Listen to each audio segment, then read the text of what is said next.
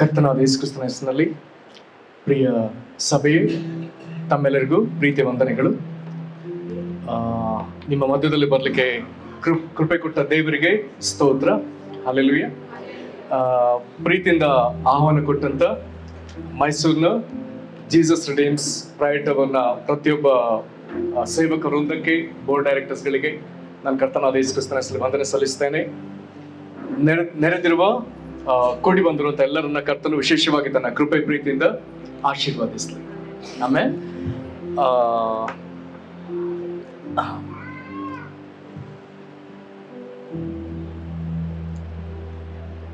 ನಾವೆಲ್ಲರೂ ಇಲ್ಲಿ ಸೇರಿ ಬಂದಿರುವಂತದ್ದು ನಮ್ಮ ಕರ್ತನಾದ ಯೇಸು ಕ್ರಿಸ್ತನನ್ನ ಹುಡುಕಿಕೊಂಡು ಬಂದಿದ್ದೇವೆ. ಆಮೇಲೆ ಆತನ ಪ್ರಸನ್ನತೆ ನಮ್ಮ ಮಧ್ಯದಲ್ಲಿದೆ. ಹಲ್ಲೆಲೂಯಾ. ನೀವು ಮನುಷ್ಯರಾದ ನಮ್ಮನ್ನ ಹುಡುಕಿಕೊಂಡು ಬರಲಿಲ್ಲ. ನಾವೆಲ್ಲ ಬಂದದ್ದು ಯೇಸು ಕ್ರಿಸ್ತನನ್ನ ಹುಡುಕಿಕೊಂಡು. ನಾವು ವಾಕ್ಯದಲ್ಲಿ ನೋಡ್ತೇವೆ, ಯೇಸುವನ್ನ ಹುಡುಕಿ ಬಂದವರು ಯಾರು ವ್ಯರ್ಥವಾಗಿ ಹೋಗ್ಲೇ ಇಲ್ಲ, ಹಿಂದಿರುಗಿ ವ್ಯರ್ಥವಾಗಿ ಹೋಗ್ಲೇ ಇಲ್ಲ ಅವ್ರು ಯಾರು. ಆಮೇಲೆ ಹಾಗಾಗಿ ಕರ್ತನಿಂದ ನಿಶ್ಚಯವಾಗಿ ಆತನ ಕನಿಕರದ ಸ್ಪರ್ಶ ಅವರು ಬಂದವರೆಲ್ಲರೂ ಅನುಭವಿಸಿದ್ದಾರೆ.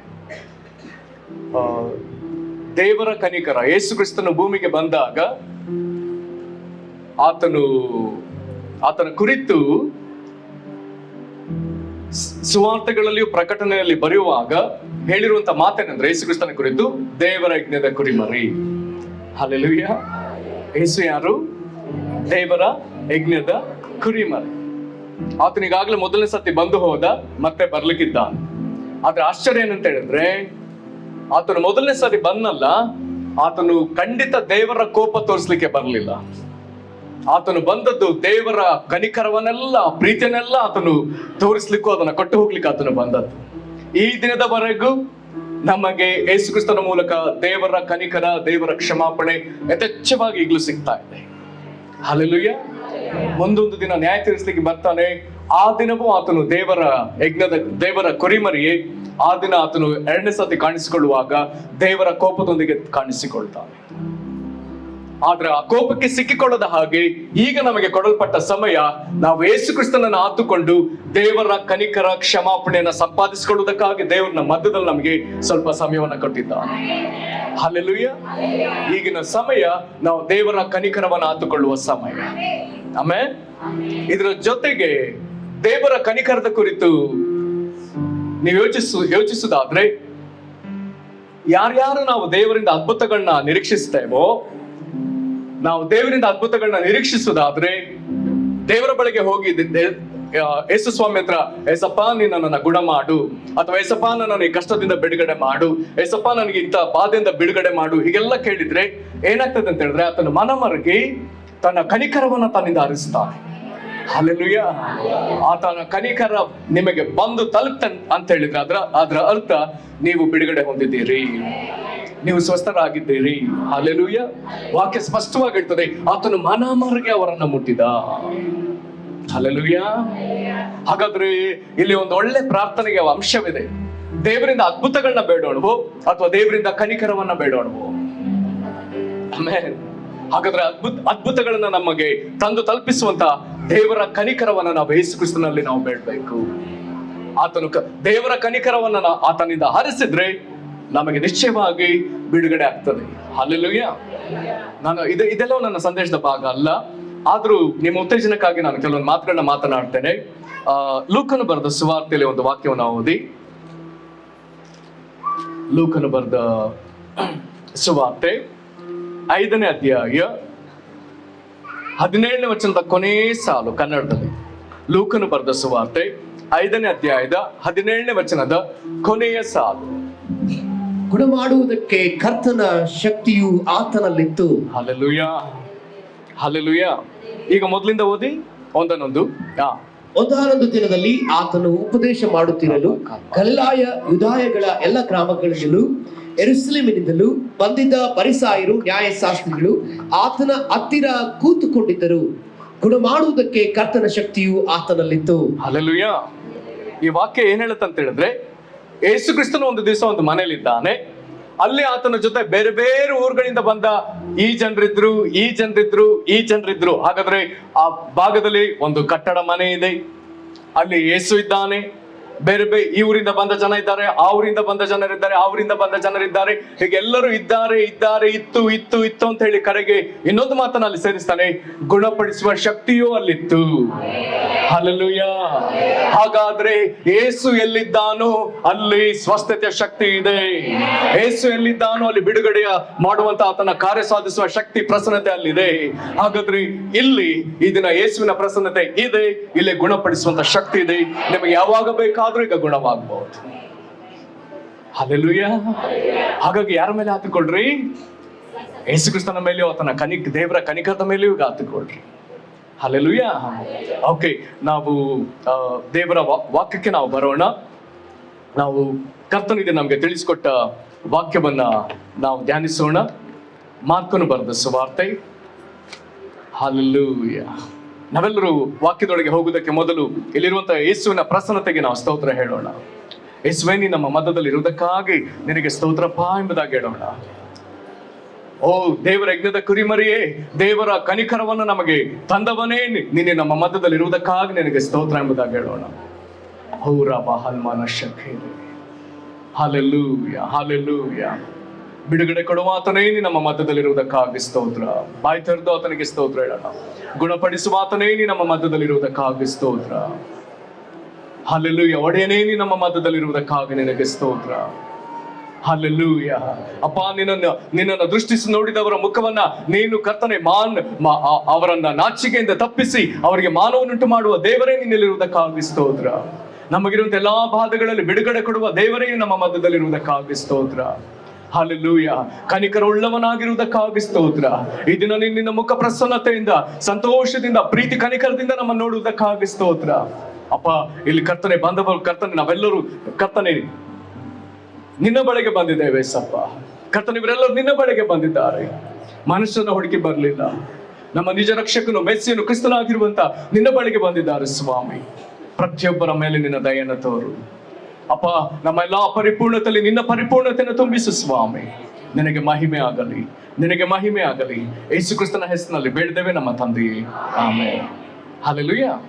ನಾವು ಓದುವಂತ ದೇವರ ವಾಕ್ಯದ ಭಾಗ ಮಾರ್ಕನು ಬರೆದ ಸುವಾರ್ತೆ 5ನೇ ಅಧ್ಯಾಯ 19ನೇ ವಚನ. ಆದರೆ ಆತನು ಅವನನ್ನು ಇರಗೊಡದೆ ಅವನಿಗೆ, ನೀನು ನಿನ್ನ ಮನೆಗೂ ನಿನ್ನ ಜನರ ಬಳಿಗೂ ಹೋಗಿ ಸ್ವಾಮಿಯು ನಿನ್ನಲ್ಲಿ ಕರುಣೆ ಇಟ್ಟು ನಿನಗೆ ಎಂತೆಂಥ ಉಪಕಾರಗಳನ್ನು ಮಾಡಿದ್ದಾನೋ ಅದನ್ನು ಹೇಳು ಅಂದನು. ಆಮೆನ್. ಅಲ್ಲಿ ಕೊನೆಯಲ್ಲಿ ಒಂದು ಮಾತನ್ನು ಓದಿದ್ದೇವೆ. ಸ್ವಾಮಿಯು ನಿನ್ನಲ್ಲಿ ಕರುಣೆ ಇಟ್ಟು ನಿನಗೆ ಎಂತೆಂಥ ಉಪಕಾರಗಳನ್ನು ಮಾಡಿದ್ದಾನೋ ಅದನ್ನು ಹೇಳು ಅಂದನು. ಎಲ್ಲರೂ ಹೇಳೋಣ. ಸ್ವಾಮಿಯು ನಿನ್ನಲ್ಲಿ ಕರುಣೆ ಇಟ್ಟು ನಿನಗೆ ಎಂತೆಂಥ ಉಪಕಾರಗಳನ್ನು ಮಾಡಿದ್ದಾನೋ ಅದನ್ನು ಹೇಳು. ಸ್ವಾಮಿ ನಿನ್ನಲ್ಲಿ ಕರುಣೆ ಇಟ್ಟು ಎಂತೆಂಥ ಉಪಕಾರಗಳನ್ನು ಮಾಡಿದ್ದಾನೆ. ಸ್ವಾಮಿ ನಿನ್ನಲ್ಲಿ ಕರುಣೆ ಇಟ್ಟು ನಿನಗೆ ಅನೇಕ ಉಪಕಾರಗಳನ್ನ ಮಾಡಿದ್ದಾನೆ. ಹಲ್ಲೆಲೂಯಾ. ದೇವರು ಈ ಸಮಯದಲ್ಲಿ ಈ ವಾಕ್ಯ ಭಾಗದೊಂದಿಗೆ ನಮ್ಮ ಸಂಗಡ ಇದನ್ನ ಮಾತನಾಡಬೇಕು. ಆಮೆನ್. ಓ, ನಾವೆಲ್ಲರೂ ಕರ್ತನನ್ನ ದೃಷ್ಟಿಸೋಣ. Hallelujah, hallelujah. ಸ್ತೋತ್ರಪ್ಪ, ಸ್ತೋತ್ರ. ಎಲ್ಲರೂ ದೃಷ್ಟಿಸೋಣ. ಎಲ್ಲರೂ ಈ ಸಮಯದಲ್ಲಿ ಬೇಡ್ರಿ, ಎಸಪ್ಪ ಇದನ್ನ ನನ್ನ ಸಂಗಡ ನೀನು ಮಾತನಾಡ್ಬೇಕಪ್ಪ. ಎಸಪ್ಪ ನನ್ನ ಸಂಗಡ ಮಾತನಾಡ್ಬೇಕು. Hallelujah, hallelujah. ಖೂರ ಬಾಬಾ ಕಲ್ಮನ ಶಖೇರಿ ರಬಾಬಾ ಕದ ಸಖೂರಿ ರಬಾಬಾ ಕದ ಖೂರ ಮಹಲ್ಮನ ಶಖೀರ್ ಮಹಲನ. ಕರ್ತನೇ ನಿನಗೆ ಸ್ತೋತ್ರ. ಕನಿಕರಿಸುವ ದೇವರೇ, ನಮ್ಮೆಲ್ಲರನ್ನ ಕನಿಕರಿಸುವ ದೇವರೇ, ನಾವು ದೀನಾವಸ್ಥೆಯಲ್ಲಿದ್ದಾಗ ನಮ್ಮನ್ನು ಜ್ಞಾಪಕ ಮಾಡಿಕೊಳ್ಳುವ ದೇವರೇ, ಇಕ್ಕಟ್ಟಿನಲ್ಲಿ ಇಕ್ಕಟ್ಟಿನಲ್ಲಿ ಮೊರೆ ಇಟ್ಟಾಗ ದೇವರೇ ನೀನು ಅವರಿಗೆ ಅವರ ಮೊರೆಯನ್ನು ಕೇಳಿ ಸದುತ್ರವನ್ನು ಕೊಟ್ಟಿ ಎಂಬುದಾಗಿ ವಾಕ್ಯದಲ್ಲಿ ಓದಿದ್ದೇವಲ್ಲ ಕರ್ತನೇ. ಇಲ್ಲಿ ಇಕ್ಕಟ್ಟಿನಲ್ಲಿ ಯಾರ್ಯಾರು ನಿನಗೆ ಮೊರೆ ಇಡ್ತಿದ್ದಾರೋ ಇವರ ಕರ್ತನೇ, ಈ ದುಃಖದ ಮೊರೆ, ಈ ಬಾಧೆಯ ಮೊರೆ, ಇವರ ನಿಟ್ಟಿಸಿರು ಈಗ ನಿನಗೆ ಕೇಳಲಿ ಸ್ವಾಮಿ. ಅಪ್ಪ, ನಮ್ಮ ನೋಡಿ ಮನ ಮರುಗಿದ ದೇವರೇ, ಮನುಷ್ಯರಾದ ನಮ್ಮ ನೋಡಿ ಕರ್ತನೆ ದಯ ತೋರುವ ನಮ್ಮ ಪ್ರೀತಿಯ ಕರ್ತನೆ. ಅಪ್ಪ ಈ ಸಮಯದಲ್ಲಿ ಕರ್ತನೆ ದಯಮಾಡಿ ನಿನ್ನ ಮನಮರಿಗೆ ನಮ್ಮ ಮಧ್ಯದಲ್ಲಿ ಬಾ. ಅಪರಾಧ ನಮ್ಮ ಮೇಲೆ ನಿನ್ನ ದಯೆ ಇರಲಿ, ಅಪರಾಧ ನಮ್ಮ ಮೇಲೆ ನಿನ್ನ ದಯೆ ಇರಲಿ, ಅಪರಾಧ ನಮ್ಮ ಮೇಲೆ ನಿನ್ನ ದಯೆ ಇರಲಿ. ನಿನಗೆ ಸ್ತೋತ್ರ, ನಿನಗೆ ಸ್ತೋತ್ರ. ಮಾತನಾಡು ಸ್ವಾಮಿ, ಒಂದೊಂದು ಹೃದಯಕ್ಕೂ ಮಾತನಾಡು. ಅಲ್ಪನಾದ ನಮ್ಮ ಮೇಲೆ ನಿನ್ನ ದಯೆ ಇರಲಿ ದೇವರೇ. ಎನ್ನಿಷ್ಟದಂತೆಲ್ಲಪ್ಪ ಎಲ್ಲವೂ ನಿನ್ನ ಚಿತ್ತದಂತೆ ಆಗಲಿ. ನಿನ್ನ ಚಿತ್ತಕ್ಕೆ ಒಪ್ಪಿದ್ದೇವೆ, ನಾವೆಲ್ಲ ನಿನ್ನ ಚಿತ್ತದ ಮುಂದೆ ಅಡ್ಡ ಬೀಳ್ತೇವೆ.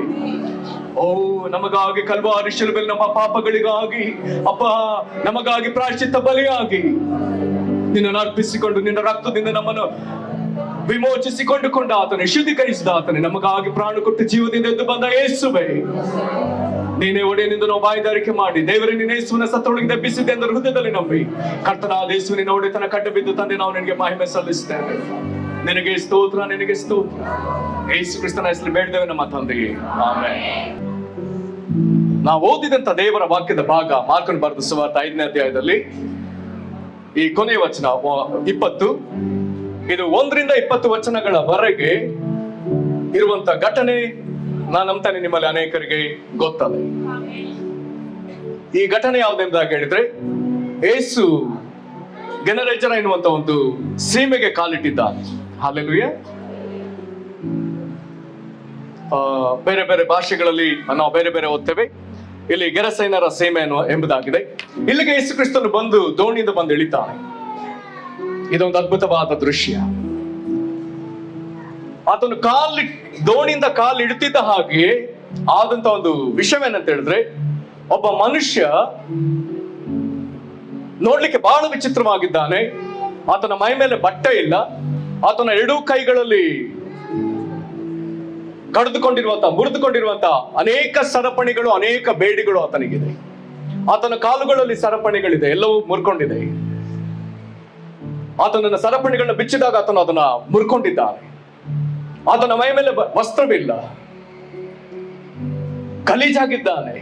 ಆತನ ತಲೆಯಿಂದ ಕಾಲಿನವರೆಗೂ ಗಾಯಗಳಿದೆ, ಹಳೆಯ ಗಾಯಗಳಿವೆ, ಹೊಸ ಗಾಯಗಳಿವೆ. ಇಂಥ ಒಬ್ಬ ಮನುಷ್ಯ ಆರ್ಭಟಿಸ್ತಾ, ಚಿರಾಡುತ್ತಾ, ಕೆಟ್ಟ ಧ್ವನಿಯಿಂದ ಕಿರ್ಚುತ್ತಾ, ಅರಚುತ್ತಾ, ಆರ್ಭಟಿಸ್ತಾ ಓಡಿ ಬಂದು ಯೇಸು ಕ್ರಿಸ್ತನ ಪಾದದ ಮೇಲೆ ಬೀಳ್ತಾನೆ, ಪಾದದ ಮುಂದೆ ಬೀಳ್ತಾನೆ. ಬಿದ್ದವನೇ ಆತನು ಹೇಳ್ತಿದ್ದಾನೆ, ನಮ್ಮನ್ನ ಈ ಸೀಮೆಯಿಂದ ಹೊರಗೆ ಕಳಿಸಬೇಡ. ವಾಕ್ಯ ಹೇಳ್ತದೆ, ಸ್ಪಷ್ಟವಾಗಿ ಹೇಳ್ತದೆ, ಯಾವ ಕಾರಣಕ್ಕೆ ಅವನು ನಮ್ಮನ್ನ ಈ ಸೀಮೆಯಿಂದ ಹೊರಗೆ ಕಳಿಸಬೇಡ ಅಂತ ಹೇಳ್ದ ಅನ್ನೋದಕ್ಕೆ ಅಲ್ಲಿ ವಾಕ್ಯ ಸ್ಪಷ್ಟವಾಗಿ ಹೇಳ್ತದೆ. ಅದಕ್ಕೆ ಮೊದಲು ಯೇಸು ದೋಣಿಯಿಂದ ಇಳಿತಲೇ ಆತನು ಹೇಳಿದ್ದಾನೆ, ಎಲ್ಲ ದೆವ್ವವೇ, ನೀನು ಇವನನ್ನ ಬಿಟ್ಟು ಹೊರಗೆ ಹೋಗು. ಹಾಗಾಗಿ ಈಗ ಅವನು ಮಾತನಾಡ್ತಿದ್ದಾನೆ ಅನ್ನುವಂತ ಪ್ರಶ್ನೆ ಇದೆ. ಅವನಲ್ಲ, ಅವನೊಳಗಿರುವಂತ ದೆವ್ವ ಮಾತನಾಡ್ತಾ ಇದೆ. ಇದರ ಜೊತೆಗೆ ಯೇಸು ಅದಕ್ಕೆ ಒಂದು ಹೆಸರು ಕೇಳಿದ್ದಾನೆ. ದೆವ್ವಕ್ಕೆ ಮಾತನಾಡಿಸಿ ಕೇಳಿದ್ದಾನೆ, ನಿನ್ನ ಹೆಸರೇನು? ವಾಕ್ಯದಲ್ಲಿ ಒಂದೇ ಒಂದು ಕಡೆ ಯೇಸು ದೆವ್ವದ ಹೆಸರು ಕೇಳಿದಂತ ಏಕೈಕ ಉಲ್ಲೇಖ. ದೆವ್ವ ಓಡಿಸುವುದರಲ್ಲಿ ದೇವರು ಆ ಸೇವೆಗಾಗಿ ನೇಮಿಸಿದಂತ ಕೆಲವು ಒಳ್ಳೊಳ್ಳೆ ಸೇವಕರುಗಳು ಇದ್ದಾರೆ. ಅವ್ರು ಹೇಳ್ತಾರೆ, ದೆವ್ವವನ್ನ ಮಾತನಾಡಿಸ್ತಾ ಅದರ ಕುರಿತೆಲ್ಲ ಕೇಳ್ತಾ ಇರೋದು ಒಳ್ಳೆ ಅಭ್ಯಾಸ ಅಲ್ಲ ಅಂತಾರೆ. ಅದು ಒಳ್ಳೆ ಅಭ್ಯಾಸ ಅಲ್ಲ. ಅದನ್ನ ಕೇಳ್ತಾ ಇದ್ರೆ ನೀನ್ ಏನ್ ಮಾಡ್ತೀಯ ಅದೆಲ್ಲ ಹೇಳ್ತಾ ಇದ್ರೆ ದೆವ್ವ ಏನ್ ಹೇಳುತ್ತೆ. ಆದ್ರೆ ದೆವ್ವ ಸತ್ಯ ಹೇಳುತ್ತಂತ ಮಾತ್ರ ಗ್ಯಾರಂಟಿ ಇಲ್ಲ. ದೆವ್ವ ಸತ್ಯ ಹೇಳುತ್ತಂತ ಗ್ಯಾರಂಟಿ ಇಲ್ಲ. ಒಮ್ಮೆ ಒಬ್ರು ಹೇಳೋದ್ ಕೇಳಿದ್ದೆ, ಒಂದ್ ವೇಳೆ ದೆವ್ವಕ್ಕೆ ನಿನ್ನ ಹೆಸರು ಅಂತ ಕೇಳಿದ್ರೆ ಅದು ಹೇಳುತ್ತೆ, ನನ್ನ ಹೆಸರು ರಂಗಪ್ಪ. ಆಗ ದೆವ್ವ ಬಿಡ್ಸೋರು, ರಂಗಪ್ಪ ಹೊರಗೋಗು, ರಂಗಪ್ಪ ಹೊರಗೋ ಅಂತ ಹೋಗಂತ ಹೇಳಿದ್ರೆ ರಂಗಪ್ಪ ಹೊರಗೋಗ್ತಿಲ್ಲ. ಕಾರಣ ಅದು ಸುಳ್ಳು ಹೇಳಿದೆ, ಒಳಗಿರೋದು ದೊಡ್ಡಪ್ಪ. ಹಾಗಾಗಿ ದೆವ್ವನೆಲ್ಲ ಈ ರೀತಿಯಲ್ಲ ಮಾತಾಡ್ಸ್ಕೊಂಡು ಕೂರ್ಬೇಡ್ರಿ ಅಂತ ಹೇಳಿ ಅನೇಕರು ಹೇಳ್ತಾರೆ. ಅವುಗಳು ಹೇಳುವ ಮಾತುಗಳನ್ನ ನಂಬ್ತಾ ಇರ್ಬೇಡ್ರಿ ಅಂತ ಹೇಳಿ ಅನೇಕರು ಹೇಳ್ತಾರೆ.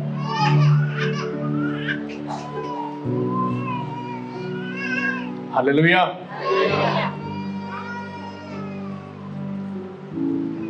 ಆದ್ರೆ ಯೇಸು ಸ್ವಾಮಿ ಇಲ್ಲಿ ದೆವ್ವವನ್ನ ಮಾತನಾಡಿಸಿ ಕೇಳಿದ್ದಾನೆ, ನಿನ್ನ ಹೆಸರೇನು? ಈ ದೆವ್ವ ಬರುವಾಗ ಹೇಗ್ ಬಂತು ಅಂತ ಹೇಳಿದ್ರೆ, ಕೇಳಿಸ್ಕೊಳ್ತಿದ್ದೀರಾ? ಅದು ಆರ್ಭಟಿಸ್ತಾ ಬಂದು ಯೇಸು ಸ್ವಾಮಿ ಪಾದದ ಹತ್ರ ಬೀಳ್ತಾ ಆ ದೆವ್ವ ಏನ್ ಹೇಳ್ತಾ ಅಂತ ಹೇಳಿದ್ರೆ, ಉನ್ನತೋನ್ನತನಾದ ದೇವರ ಕುಮಾರನೇ. ಕನ್ನಡದಲ್ಲಿ ಹೀಗೆ ಓದ್ತೇವೆ, ಪರಾತ್ಪರನಾದ ದೇವರ ಮಗನೇ. ಅದರ ವಿವರಣೆನ ನಾನು ಹೇಳಿದೆ. ಪರಾತ್ಪರ ಅಂದ್ರೆ ಏನರ್ಥ? ಪರಾತ್ಪರ ಅಂತ ಹೇಳಿದ್ರೆ ಉನ್ನತ.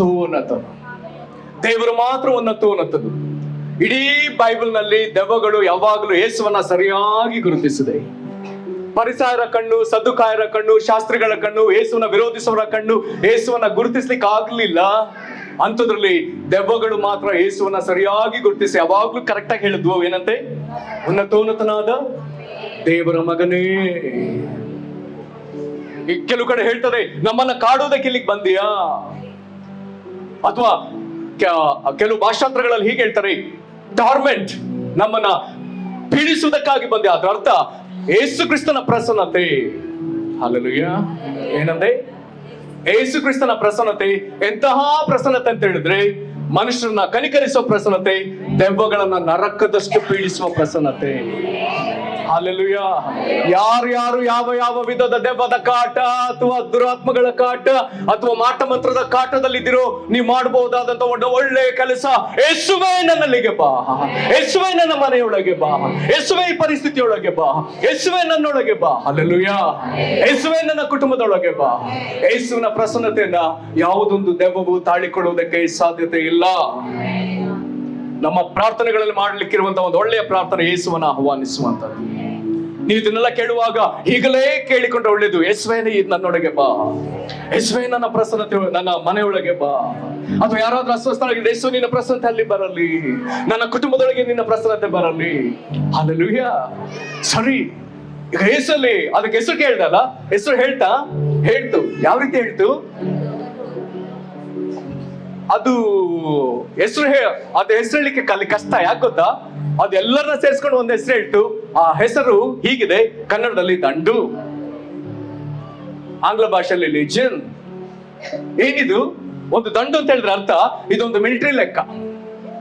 ಒಂದು ಸೇನೆಯ ತುಕ್ಕಡಿಯಲ್ಲಿ ಕಾಲದಿಂದ ಕಾಲಕ್ಕೆ ಬೇರೆ ಬೇರೆ ದೇಶಗಳಿಗೆ ಮಿಲಿಟರಿ ತುಕ್ಕಡಿಗಳ ಸಂಖ್ಯೆ ಬೇರೆ ಬೇರೆ ಆದ್ರೂ ಹಳೆಯ ಲೆಕ್ಕ ಏನಂತ ಹೇಳಿದ್ರೆ, ಒಂದು ತುಕ್ಕಡಿಯಲ್ಲಿ ಒಂದು ಸೈನ್ಯದ ಒಂದು ತಂಡ ಇದ್ರೆ ಅಥವಾ ತುಕ್ಕಡಿ ಇದ್ರೆ ಅದರೊಳಗೆ ಅದನ್ನ ಒಂದು ದಂಡ ಅಂತ ಹೇಳಿದ್ರೆ ಅದರೊಳಗೆ 6826 ಸೈನಿಕರು ಬರ್ತಾರೆ. ಎಷ್ಟು? ಅದರಲ್ಲಿ 6100 ಕಾಲಾಳುಗಳು, ಇನ್ನು 726 ಜನ ಕುದುರೆ ಸವಾರರು. 6100 ಜನ ಎಷ್ಟು ಕಾಲಾಳುಗಳು, ಇನ್ನು 726 ಕುದುರೆ ಸವಾರ. ಇಷ್ಟೂ ಜನ ಒಟ್ಟಾಗಿ ಸೇರಿ ಇದು ಒಂದು ತುಕ್ಕಡಿ.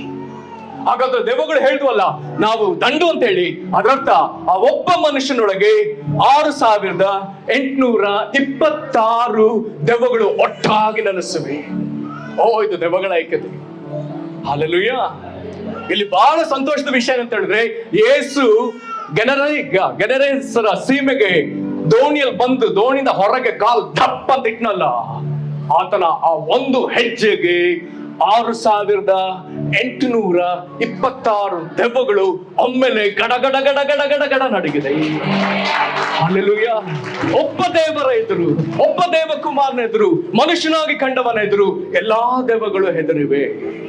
ಮುಂದೆ ಶಿಲುಬೆ ರಹಸ್ಯ ಹೇಳ್ತದೆ, ಶಿಲುಬೆಯಲ್ಲಿ ಆತನು ಅಂಧಕಾರ ಸೈನ್ಯದ ಸಕಲ ದೇವ ದುರಾತ್ಮಗಳನ್ನ ಆತನು ಶಿಲುಬೆಯಲ್ಲಿ ಜಯಿಸಿದ್ದಾನೆ, ಒಂಟಿಗನಾಗಿ ಜಯಿಸಿದ್ದಾನೆ. Hallelujah, hallelujah. ಹಾಗಾದ್ರೆ ನಿನ್ನ ಮೇಲೆ ಹೋರಾಡ್ತಿರುವಂತ ಪ್ರತಿ ದೆವ್ವಗಳನ್ನ ಆತನು ಜಯಿಸಿರುವುದರಿಂದ ನಿನಗೆ ಯೇಸುವಿನ ಬಳಿಗೆ ಬಂದು ನಿನ್ನ ಬಿಡುಗಡೆನ ಹೊಂದಿಕೊಳ್ಳೋದು ನಿನಗೆ ಬಿಟ್ಟ ವಿಷಯ. ನೀನು ಅದನ್ನು ಅಂಗೀಕರಿಸಲೇಬೇಕು. ನಿನ್ನ ನಂಬಿಕೆ ಭರವಸೆಯಿಂದ ಕ್ರಿಸ್ತನ ಬಳಿಗೆ ಬರಲೇಬೇಕು. ಹಲ್ಲೆಲೂಯಾ. ಈಗ ಅವುಗಳೊಂದು ಮಾತು ಕೇಳ್ತವೆ, ನಮ್ಮನ್ನ ಈ ಸೀಮೆಯಿಂದ ಹೊರಡಿಸ್ಬೇಡ. ಇದೊಂದು ಚಿತ್ರವಾದ ಮಾತು. ಏನ್ ಹೇಳ್ತಾ? ಹಾಗಾದ್ರೆ ಅವುಗಳು ಒಂದು ಸೀಮೆಯೊಳಗೆ ಇರ್ಬೇಕಂತ ತೀರ್ಮಾನಿಸಿದಾವೆ. ಹಾಗಾದ್ರೆ ಯೇಸುಸ್ವಾಮಿ ಒಂದು ಭಿನ್ನವನ್ನ ಕೇಳ್ದ. ಸರಿ, ಆ ದೆವ್ವಗಳೇ ಕೇಳ್ಕೊಂಡು ಅಲ್ಲಿ ಹಂದಿಗಳ ರಾಶಿ ಇತ್ತು, ಇನ್ನು 2000 ಹಂದಿ, ಅದ್ರೊಳಗೆ ಹೋಗ್ತೀನಿ. ಸರಿ, ಯೇಸು ಹೋಗೋಲ್ಲ. ಅಲ್ಲಿ ಹೋಗಿದ್ದೆ ತಡ ಆಗಿದೆ ಏನಂತ ಹೇಳಿದ್ರೆ, ಆ ದೆವ್ವಗಳೆಲ್ಲ ಓಡೋಗಿ ಎಲ್ಬಿದ್ದು ಒಂದು ಕಡಿದಾದ ಸ್ಥಳದೊಳಗೆ ಹೋಗಿ ಸಮುದ್ರದಲ್ಲಿ ಹಾರಿ ಎಲ್ಲವೂ ಸತ್ತು. ಅಲ್ಲಿ ನಡೆದ ಘಟನೆ. ಅಷ್ಟೊತ್ತಿಗೆ ಯಾರಿಗೆ ಬಿಡುಗಡೆ ಆಯ್ತು? ಈ ಮನುಷ್ಯನಿಗೆ ಬಿಡುಗಡೆ ಆಯ್ತು. ಇದನ್ನ ಹಂದಿ ಕಾಯರು ಅಥವಾ ಸುತ್ತಮುತ್ತಲು ಇದ್ದ ಜನ ಕೆಲವೆಲ್ಲ ನೋಡಿದ್ರು, ಎಲ್ಲರಿಗೂ ಹೆದರಿಕೆ ಆಯ್ತು. ಏನ್ ಮಾಡ್ಬೇಕಂತ ಗೊತ್ತಿಲ್ಲ. ಎಲ್ಲರೂ ಒಂದೇ ಓಟ ಕಿತ್ತಿ ಸಿಕ್ಕಿದ್ದು ಹಳ್ಳಿ, ಸಿಕ್ಕಿದ್ದು ಊರ ಹತ್ರದಲ್ಲಿ ಎಲ್ಲಿತ್ತೋ ಅಲ್ಲಿ ಕಿರ್ಚಿ ಹೇಳಿದ್ರು. ಇಂಥದ್ದೊಂದು ಘಟನೆ ನಡೀತು. ರಾತ್ರಿ ಹಗಲು ನಮ್ಮ ಗುಡ್ಡಗಳಲ್ಲಿ, ಸಮಾಧಿಗಳ ಸ್ಥಳದಲ್ಲಿ ಒಬ್ಬನು ಚೀರಾಡ್ತಿದಾನಲ್ಲ, ಅವನಿಗೆ ಯಾರೋ ಒಂದು ಬಿಡುಗಡೆ ಮಾಡಿದ್ರು. ಅಷ್ಟು ದೆವ್ವಗಳನ್ನು ಒಂದೇ ಮಾತಲ್ಲಿ ಓಡಿಸ್ಬಿಟ್ರು. ಹಾಗಾದ್ರೆ ಅಷ್ಟು ದೆವ್ವಗಳಿಗಿಂತಲೂ ಬಲಿಷ್ಠನಾದವನೊಬ್ಬನಲ್ಲಿ ಬಂದಿದ್ದಾನೆ, ನೀವು ಬಂದು ನೋಡ್ರಿ. ಸ್ವಲ್ಪ ಹೊತ್ತಿಗೆ ಅನೇಕ ದಿಕ್ಕುಗಳಿಂದ ಜನರು ಅಲ್ಲಿ ಬಂದು ಸೆರೆ ಬಿಟ್ರು. ಎಲ್ಲರೂ ಬಂದಾಗ ಅಲ್ಲಿ ಬರ್ದಾನೆ, ಅಷ್ಟು ವರ್ಷ ಬೆತ್ತಲೆ ಆಗಿ ಮೈಕೈಲ ಗಾಯ ಮಾಡಿಕೊಂಡು ಸರಪಣಿಗಳಿಂದ ಕಟ್ಟಿಸ್ಕೊಂಡು ಆತನು ಹಗಲು ರಾತ್ರಿ ಚೀರಾಟ ಆರ್ಭಟಿಸ್ತಾ ಎಲ್ಲ ನಿದ್ದೆ ಕೆಡಿಸ್ತಾ ಒಬ್ಬ ಮನುಷ್ಯ ಇದ್ನಲ್ಲ, ಅವನಿಗ ಸ್ವಸ್ಥ ಮನಸ್ಸಿನಿಂದ, ಶಾಂತ ಮನಸ್ಸಿನಿಂದ, ಸೌಮ್ಯ ರೂಪದಿಂದ ಆತನೀಗ ಬಟ್ಟೆ ಹಾಕೊಂಡು, ಬಟ್ಟೆ ಇದ್ದವನಿಗೆ ಏಸಲ್ಲಿ ಬಟ್ಟೆ ಕೊಟ್ಟಿದ್ದಾನೆ, ದೇವರಿಗೆ ಸ್ತೋತ್ರ. ಏಸವನಿಗೆ ಬಟ್ಟೆ ಉಡಿಸಿ ಅವನನ್ನು ಅಲ್ಲಿ ಕೊಳ್ಳರಿಸಿದ್ದ. ಅಲ್ಲಿ ಆತನು ಸಮಾಧಾನವಾಗಿ ಕೂತಿದ್ದಾನೆ. ವಾಕ್ಯ ಅಲ್ಲಿ ಹೇಳುತ್ತೆ, ದೆವ್ವ ಬಿಡಿಸಿದ ಯೇಸುವನ್ನ ಮತ್ತು ದೆವ್ವಗಳಿಂದ ಬಿಡುಗಡೆ ಹೊಂದಿರುವಂತ ಈ ಮನುಷ್ಯನು ಸ್ವಸ್ಥ ಮನಸ್ಸಿಂದ ಕೂತಿದ್ ನೋಡಿ ಜನರಿಗೆ ಏನಾಯ್ತಂತೆ, ಆ ಮನುಷ್ಯನಿಗೆ ದೆವ್ವ ಹಿಡಿದಾಗ ಆಗಿದ್ದ ಹೆದರಿಕೆಗಿಂತ ಈಗ ಜಾಸ್ತಿ ಹೆದರಿಕೆ ಆಯ್ತಂತೆ. ಎಲ್ಲರೂ ಕೇಳ್ಕೊಂಡ್ರಂತೆ, ಏನಂತೆ, ಯೇಸು ಸ್ವಾಮಿಗಳಂತೆ, ನೀನ್ ದಯವಿಟ್ಟು ಇಲ್ಲಿ ಇರ್ಬೇಡಪ್ಪ, ಇಷ್ಟು ದೆವ್ವಗಳನ್ನ ಅಧೀನಕ್ಕೆ ತರೋದಿದ್ರೆ ನೀನ್ ಈ ದೆವ್ವಗಳಿಗಿಂತ ನೀನೇನೋ ಬಹಳ ದೊಡ್ಡ ವ್ಯಕ್ತಿ, ಹಾಗಾದ್ರೆ ನಿನ್ನ ಸಮ್ಮುಖವನ್ನು ಎದುರಿಸ್ಲಿಕ್ಕೆ ನಮ್ಗೆ ಸಾಮರ್ಥ್ಯವಿಲ್ಲ, ನೀನ್ ದಯವಿಟ್ಟು ಹೋಗು, ಯೇಸು ನಾನು ಬಂದಿದ್ದ ಕೆಲಸ ಆಯ್ತು ಅಂತ ಹೇಳಿ ಸುಮ್ಮನೆ ಹೊಟ್ಟೆ ಬಿಟ್ಟ. ಹಲ್ಲೆಲೂಯಾ, ಹೊಟ್ಟೆ ಬಿಟ್ಟ, ಯೇಸುವಿನಿಂದ ಹೊಟ್ಟೆ ಬಿಟ್ಟ. ಯೇಸುಗೆ ಹೊಟ್ಟು ಹೋಗ್ಬೇಕಾದ್ರೆ ಆಗಿದ್ದೇನು, ಬಿಡುಗಡೆ ಹೊಂದಿದ ಮನುಷ್ಯ ಇದ್ನಲ್ಲ, ದೆವ್ವದಿಂದ ಬಿಡುಗಡೆ ಆದವನು, ಅವನು ಬುಡು ಬುಡು ಬುಡು ಅಂತ ಓಡ್ ಬಂದು ಅವನು ದೋಣಿ ಹತ್ಲಿಕ್ಕೆ ಹೋದ. ಏಸಾಗ ಅದನ್ನ ಓದಿದ್ದು. ಏಸಾಗ ಅವನು ಹೇಳ್ತಾನೆ, ಏನ್ ಹೇಳ್ತಾನೆ, ನೀನು ನಿನ್ ಮನೆಗೂ ನಿನ್ ಬಂಧುಗಳ ಬಳಿಗೆ ಹೋಗಿ ಸ್ವಾಮಿ ನಿನಗೆ ನಿನ್ನ ಮೇಲೆ ಕರುಣೆ ಇಟ್ಟು ಎಂತೆಂತ ಉಪಕಾರಗಳನ್ನ ಮಾಡಿದ್ನೋ ಅದನ್ನೆಲ್ಲ ಹೋಗಿ ನೀನು ಅವ್ರಿಗೆ ಸಾರು. ಅವನ ಮಾತಿಗೆ ಒಪ್ತಾನೆ. ಮುಂದೆ ಹೇಳುತ್ತೆ ವಾಕ್ಯದಲ್ಲಿ, ಅವನು ಅಲ್ಲಿಂದ ಹೋಗಿ ದೆಕಪೋಲಿ ಎನ್ನುವಂತ ಸೀಮೆಯಲ್ಲಿ ಎಲ್ಲೆಲ್ಲೂ ಯೇಸು ಕ್ರಿಸ್ತನ ಬಗ್ಗೆ ತಾನು ಹೊಂದಿದ ಉಪಕಾರವನ್ನ ಸಾರಿದ್ನಂತೆ. ಅದೆಲ್ಲರಿಗೂ ಆಶ್ಚರ್ಯವಾಯ್ತಂತೆ. Hallelujah, hallelujah. ಈ ಭಾಗದಲ್ಲಿ ನಾವೀಗ ಯೇಸುವನ್ನ ಗಮನಿಸ್ತಾ ಬರೋಣ. ಯಾರೊಂದಿಗೆ ಯೇಸು ಹೇಗೆ ನಡ್ಕೊಂಡ? ಹಲ್ಲೆಲೂಯಾ, ಯಾರೊಂದಿಗೆ ಯೇಸು ನಡ್ಕೊಂಡ? ಇಲ್ಲಿ ಆರಂಭದಲ್ಲಿ ಯಾವ ಊರಲ್ಲಿ ಬರ್ತದೆ? ಗೆರಸೇನರ ಸೇವೆ. ಹಲ್ಲೆಲೂಯಾ. ಎಲ್ಲರೂ ಬಾಯಿ ಹೇಳ್ರಿ, ಗೆರಸೇನರ. ಈ ಪದದ ಅರ್ಥ ಬಹಳ ಸೊಗಸು. ಯಾರಾದ್ರೂ ಅರ್ಥ ಹೇಳೋರು ಇದ್ರ ಇಲ್ಲಿ? ಇಲ್ಲ. ಗೆರಸೇನರ ಎಂಬುದಾಗಿ ಹೇಳಿದ್ರೆ ಅರ್ಥ ಅಂತ್ಯದಲ್ಲಿ ಪ್ರತಿಫಲ, reward at the end, reward at the end. Hallelujah, hallelujah.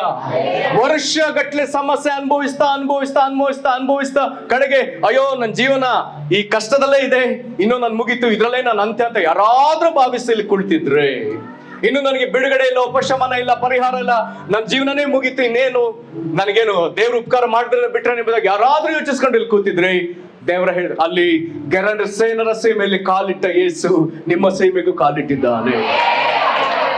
Hallelujah. ಯಾವ ಕಾರಣಕ್ಕೆ ಕಾಲಿಟ್ಟಿದ್ದಾನೆ? ಅಂತ್ಯದಲ್ಲಿ ಪ್ರತಿಫಲ ಕೊಡುವುದಕ್ಕೆ.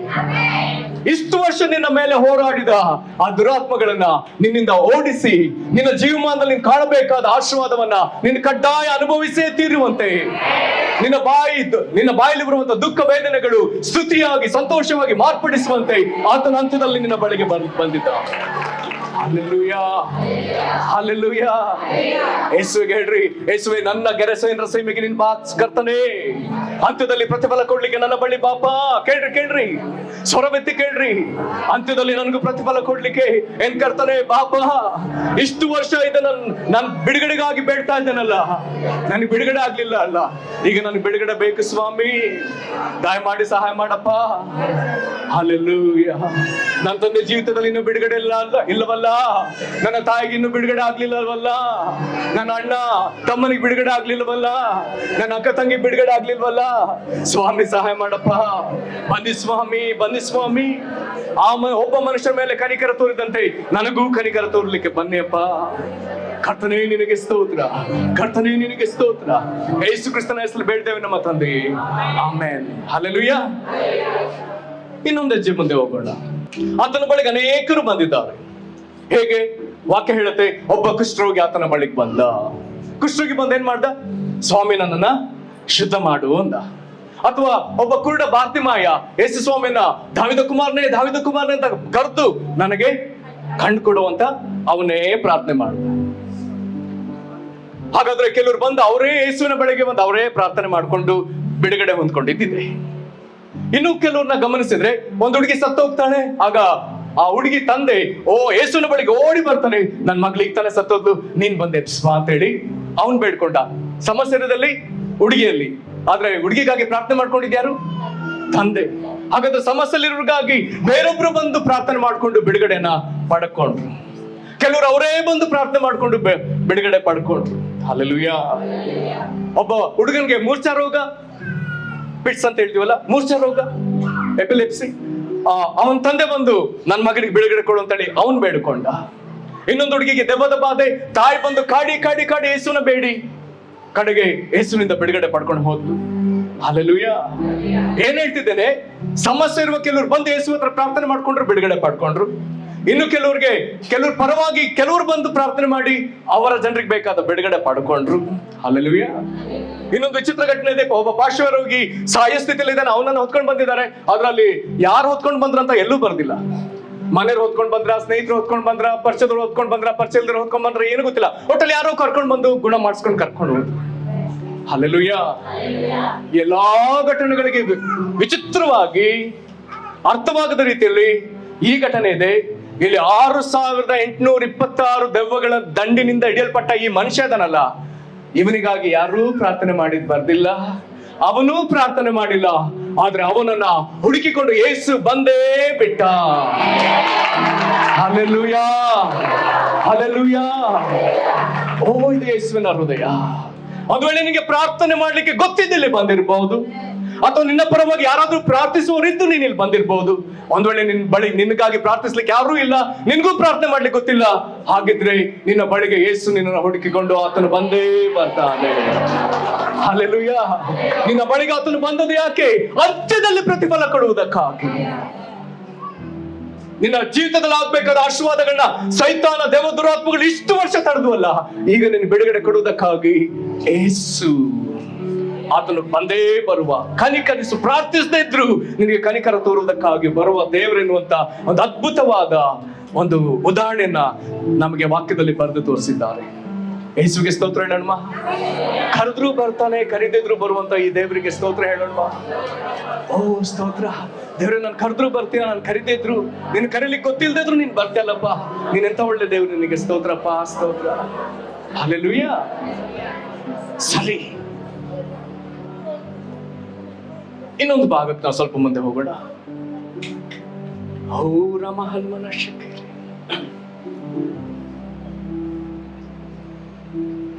ಯೇಸು ಯಾರ ಬಳಿಗೆ ಬಂದ? ಹಲ್ಲೆಲೂಯಾ. ಒಳ್ಳೆ ಪ್ರಶ್ನೆ. ಏನದು? ಯೇಸು ಯಾರ ಬಳಿಗೆ ಬಂದ? ಅಲ್ಲಿರುವಂತ ಮಾತುಗಳನ್ನ ಸ್ವಲ್ಪ ಸ್ವಲ್ಪ ಓದ್ತಾ ಹೋಗೋಣ. 2ನೇ ವಚನದಿಂದ, ಆತನು ದೋಣಿಯಿಂದ ಇಳಿದು ಬಂದ ಕೂಡಲೇ ದೆವ್ವ ಹಿಡಿದವನೊಬ್ಬನು ಸಮಾಧಿಯ ಗವಿಗಳೊಳಗಿಂದ ಆತನ ಎದುರಿಗೆ ಬಂದನು. ಯೇಸು ದಡದಲ್ಲಿ ಕಾಲಿಟ್ಟು ಕೂಡಲೇ ಒಬ್ಬ ಆತನ ಮುಂದೆ ಬರ್ತಾನೆ. ಆತನ ಎಂತವನಂತೆ? ಇಲ್ಲಿ ಗಮನಿಸಿ, ಈ ಮನುಷ್ಯನ ಬಗ್ಗೆ ನಾವು ಸ್ವಲ್ಪ ನೋಡೋಣ. ಓಕೆ, ಇಲ್ಲಿ ಅನೇಕ ತಂದೆ ತಾಯಿಗಳಿದ್ದೀರಿ, ನಿಮ್ಮ ಮಕ್ಕಳ ಬಿಡುಗಡೆಗಾಗಿ ಬೇಡುವವರು ಅನೇಕರಲ್ಲಿದ್ದೀರಿ, ಅಥವಾ ಕೆಲವು ನಿಮ್ಮ ಜೀವಿತಕ್ಕಾಗಿ ಬಿಡುಗಡೆ ಕೇಳುವವರು ಅನೇಕರಿದ್ದೀರಿ. ಈ ಘಟನೆಗಳನ್ನ ಗಮನಿಸಿ. ದೆವ್ವ ಹಿಡಿದೊಬ್ಬ ಮನುಷ್ಯ ಓಡಿ ಬರ್ತಾನೆ. ಎಲ್ಲಿಂದ ಬರ್ತಾನೆ? ಎಲ್ಲಿಂದ ಬಂದ? ಸಮಾಧಿ ಯಾವುದಕ್ಕೆ ಸಂಬಂಧಪಟ್ಟಿದ್ದು? ಅಂದ್ರೆ ಮರಣಕ್ಕೆ ಸಂಬಂಧಪಟ್ಟದ್ದು. ಹಾಗಾಗಿ ಮರಣಕ್ಕೆ ಸಂಬಂಧಪಟ್ಟವರ ಒಂದು ಅಡ್ರೆಸ್ ಹೊಂದಿರುವಂತ ಒಬ್ಬ ಮನುಷ್ಯ ಓಡಿ ಬರ್ತಾನೆ. ಯಾರ ಬಳಿಗೆ? ಜೀವಕ್ಕೆ ಸಂಬಂಧಪಟ್ಟವನ ಬಳಿಗೆ ಬಂದಿದ್ದಾನೆ. ಹಲ್ಲೆಲೂಯಾ. ದೆವ್ವ ಹಿಡಿದವನೊಬ್ಬನ್ ಬಂದಿದ್ದಾನೆ. ಯಾರ ಬಳಿಗೆ? ದೇವರಾತ್ಮನಿಂದ ಪರಿಪೂರ್ಣನಾದವನ ಬಳಿಗೆ ಬಂದಿದ್ದಾನೆ. ಯೇಸು ಯಾರು? ದೇವರಾತ್ಮನಲ್ಲಿ ಪರಿಪೂರ್ಣನು. ಎಲ್ಲರೂ ಯೇಸು ದೇವರಾತ್ಮನಲ್ಲಿ ಪರಿಪೂರ್ಣನು. ಇವನ ಬಳಿಗೆ ಯಾರು ಬಂದ? ದೆವ್ವ ಪೀಡಿತನು ಬಂದಿದ್ದ. ಎಲ್ಲಿಂದ ಬಂದ? ಮರಣದ ಅಡ್ರೆಸ್ ಹೊಂದಿರುವವನು ಯಾರ ಬಳಿಗೆ ಬಂದ? ಜೀವ ಅಂತ ಕರೆಸ್ಕೊಂಡವನ ಬಳಿಗೆ ಆತನು ಓಡಿ ಬಂದಿದ್ದಾನೆ. ಜೀವವಾಗಿರುವ ದೇವರ ಬಳಿಗೆ ಬಂದಿದ್ದಾನೆ. ಮುಂದುವರೆದು ನಂತರದಲ್ಲಿ 3-4 ವಚನ. ಅವನಿಗೆ ಸಮಾಧಿಯ ಗವಿಗಳೇ ವಾಸಸ್ಥಳ. ಅವನ ವಾಸಸ್ಥಳ ಯಾವುದು? ಸಮಾಧಿ. ಒಂದು ಗವಿ ಅಲ್ಲ, ಅಲ್ಲಿ ಇದ್ದಿದ್ದೆಲ್ಲ ಗವಿಯಲ್ಲಿ ಇದ್ದಾನೆ ಅವನು. ಆಮೇಲೆ ಅವನನ್ನು ಅನೇಕ ಸಾರಿ ಬೇಡಿಗಳಿಂದಲೂ ಸರಪಣಿಗಳಿಂದಲೂ ಕಟ್ಟಿದ್ದರು. ಅವನು ಸರಪಣಿಗಳನ್ನು ಕಿತ್ತು ಬೇಡಿಗಳನ್ನು ಮುರಿದು ಹಾಕುತ್ತಿದ್ದನು. ಅವನನ್ನು ಇನ್ನು ಯಾರು ಸರಪಣಿಯಿಂದಾದರೂ ಕಟ್ಟಲಾರದೆ ಹೋದರು. ಅವನನ್ನು ಹತೋಟಿಗೆ ತರುವುದಕ್ಕೆ ಯಾರಿಂದಲೂ ಆಗಲಿಲ್ಲ. Hallelujah, hallelujah. ಕೇಳಿಸ್ಕೊಂಡ್ರ? ಎಷ್ಟು ಜನ ಇದನ್ನ ಕೇಳಿಸ್ಕೊಳ್ಳಿಲ್ಲ? ಮತ್ತೆ ಓದ್ಬೇಕಾ? ನನಗೆ ಗೊತ್ತು, ವಾಕ್ಯ ಓದ್ಲಿಕ್ಕೆ ರೆಫರೆನ್ಸ್ ಹೇಳಿದ ಕೂಡ ಅನೇಕರು ರೆಸ್ಟ್ ತಗೊಳ್ತಾರೆ, ನಮ್ಗೆ ಚೆನ್ನಾಗಿ ಗೊತ್ತು. ಮತ್ತೆ ಓದ್ಬೇಕಾ? ನನಗೆ ಗೊತ್ತು, ಕೆಲವರು ಕಣ್ಣು ನೋಡಿದ್ರೆ ಹೂ ಅಂತ ಹೇಳ್ತಾ ಇದ್ರು. ಸಂತೋಷ್. ಮತ್ತೊಂದು ಅವನಿಗೆ ಸಮಾಧಿಯ ಗವಿಗಳೇ ವಾಸಸ್ಥಳ. ಅವನಿಗೆ ಆ ಮನುಷ್ಯನಿಗೆ ವಾಸಸ್ಥಳ ಯಾವುದು? ಸಮಾಧಿಯ ಗವಿ ಅಲ್ಲ, ಗವಿಗಳು.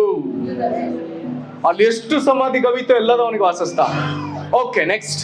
ಅವನನ್ನು ಅನೇಕ ಸಾರಿ ಬೇಡಿಗಳಿಂದಲೂ ಸರಪಣಿಗಳಿಂದಲೂ ಕಟ್ಟಿದ್ದರು. ಅವನು ಸರಪಣಿಗಳನ್ನು ಕಿತ್ತು ಬೇಡಿಗಳನ್ನು ಮುರಿದು ಹಾಕಿದ್ದನು. ಏನಂತೆ? ಅವ್ನಿಗೆ ಅನೇಕ ಸತಿ ಏನ್ ಮಾಡಿದ್ದಾರೆ? ಬೇಡಿಗಳನ್ನ ಹಾಕಿದಾರೆ, ಆಮೇಲೆ ಸರಪಣಿಗಳನ್ನ ಹಾಕಿದ್ದಾರೆ. ಬೇಡಿ ಸರಪಣಿ ಯಾವ್ದ್ರಿಂದ ಮಾಡ್ತಾರಪ್ಪ? ಹಾಗಾದ್ರೆ ಅವನು ಅದನ್ನೆಲ್ಲ ಏನ್ ಮಾಡ್ಕೊಂಡಿದ್ದಾನೆ? ಎಷ್ಟು ಸತಿ ಕೈಗೆ ಹಾಕಿದ್ರು ಛಳ್ ಅಂತ ಬಿಡಿಸ್ಕೊಂಡಿದ್ದಾನೆ. ಎಷ್ಟು ಸತಿ ಕಾಲಿಗೆ ಹಾಕಿದ್ರು ಛಳ್ ಅಂತ ಬಿಡಿಸ್ಕೊಂಡಿದ್ದಾನೆ. ಆದ್ರೆ ವಿಚಿತ್ರ, ಆ ತುಂಡುಗಳಲ್ಲಿ ಎಲ್ಲಿದೆ? ಅವನ ಕೈ ಕಾಲುಗಳಲ್ಲಿ ಇದೆ. ಅವನ್ ನಡೆದ್ರೆ ಓಡಿದ್ರೆ ಜಲ್ ಜಲ್ ಜಲ್ ಜಲ್ ಜಲ್ ಅಂತ ಶಬ್ದ. ಆಮೇಲೆ ಏನ್ ಮಾಡ್ತಾನ ಅವನು? ಅವನನ್ನು ಇನ್ನು ಯಾರು ಸರಪಣಿಯಿಂದಾಗಲಿ ಕಟ್ಟಲಾರದೆ ಹೋದರು. ಏನಂತೆ? ಅವನನ್ನೇನಂತೆ? ಅವನನ್ನ ಕಟ್ಟಿ ಹಾಕಿ ಹಾಕಿ ಹಾಕಿ ಹಾಕಿ ಕಟ್ಟದವ್ರಿಗೆ ಏನಾಯ್ತು? ಬೇಜಾರಾಯ್ತು. ಇನ್ನು ಹೆಂಗಾದ್ರೂ ಹೋಗುವಂತ ಬಿಟ್ರು. ಇನ್ನೊಂದು ಮಾತು ಕೊನೆಗೊಂದು ಮಾತು ಬರ್ದಿದೆ, ಪ್ರಾಮುಖ್ಯವಾದ ಮಾತು. ಅವನನ್ನು ಹತೋಟಿಗೆ ತರುವುದಕ್ಕೆ ಯಾರಿಂದಲೂ ಆಗಲಿಲ್ಲ. ಎಲ್ಲರೂ ಹೇಳ್ರಿ, ಅವನನ್ನ ಹತೋಟಿಗೆ ತರಲಿಕ್ಕೆ ಯಾರಿಂದಲೂ ಆಗಲಿಲ್ಲ. ಅವನನ್ನ ಹತೋಟಿಗೆ ತರಲಿಕ್ಕೆ ಯಾವನಿಂದಲೂ ಅಥವಾ ಯಾರಿಂದಲೂ ಆಗಲಿಲ್ಲ. ಎಷ್ಟು ತಂದೆ ತಾಯಿಗಳಿಲ್ಲಿದ್ದೀರಿ, ನನ್ನ ಮಗನನ್ನ ಕುಡಿಕತನದಿಂದ ಬಿಡಿಸ್ಲಿಕ್ಕೆ ಯಾರಿಂದಲೂ ಆಗ್ಲಿಲ್ಲ. ನನ್ನ ಮಗನನ್ನ ಜೂಜಾಟದಿಂದ ಬಿಡಿಸಕ್ಕೆ ಯಾರಿಂದನೂ ಆಗ್ಲಿಲ್ಲ. ಇದರಲ್ಲಿ ಯಾರಾದ್ರೂ ಈ ರೀತಿ ಬಾಧೆ ಪಡುವರಲ್ಲಿ ಇದ್ದೀರಾ?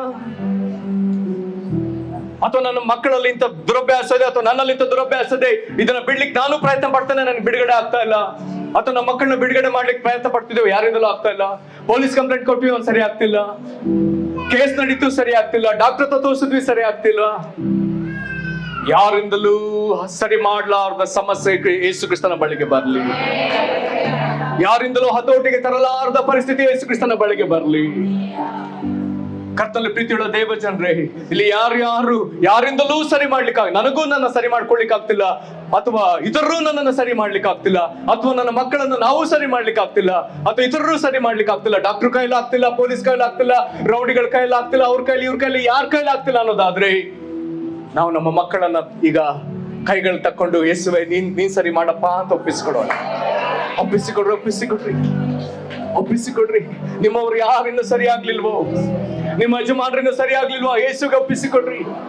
ಅಥವಾ ನಿಮ್ಮ ಬಂಧುಗಳಲ್ಲಿ ಯಾರೂ ಸರಿ ಆಗ್ಲಿಲ್ವೋ, ಯೇಸುಗೆ ಒಪ್ಪಿಸಿಕೊಡ್ರಿ.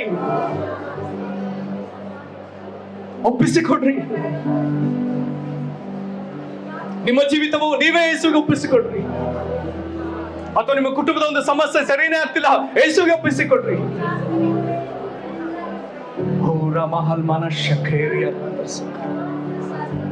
ಏಸಪ್ಪ, ಈಗ ನಿನಗೆ ಒಪ್ಪಿಸಿಕೊಡ್ತೇವೆ.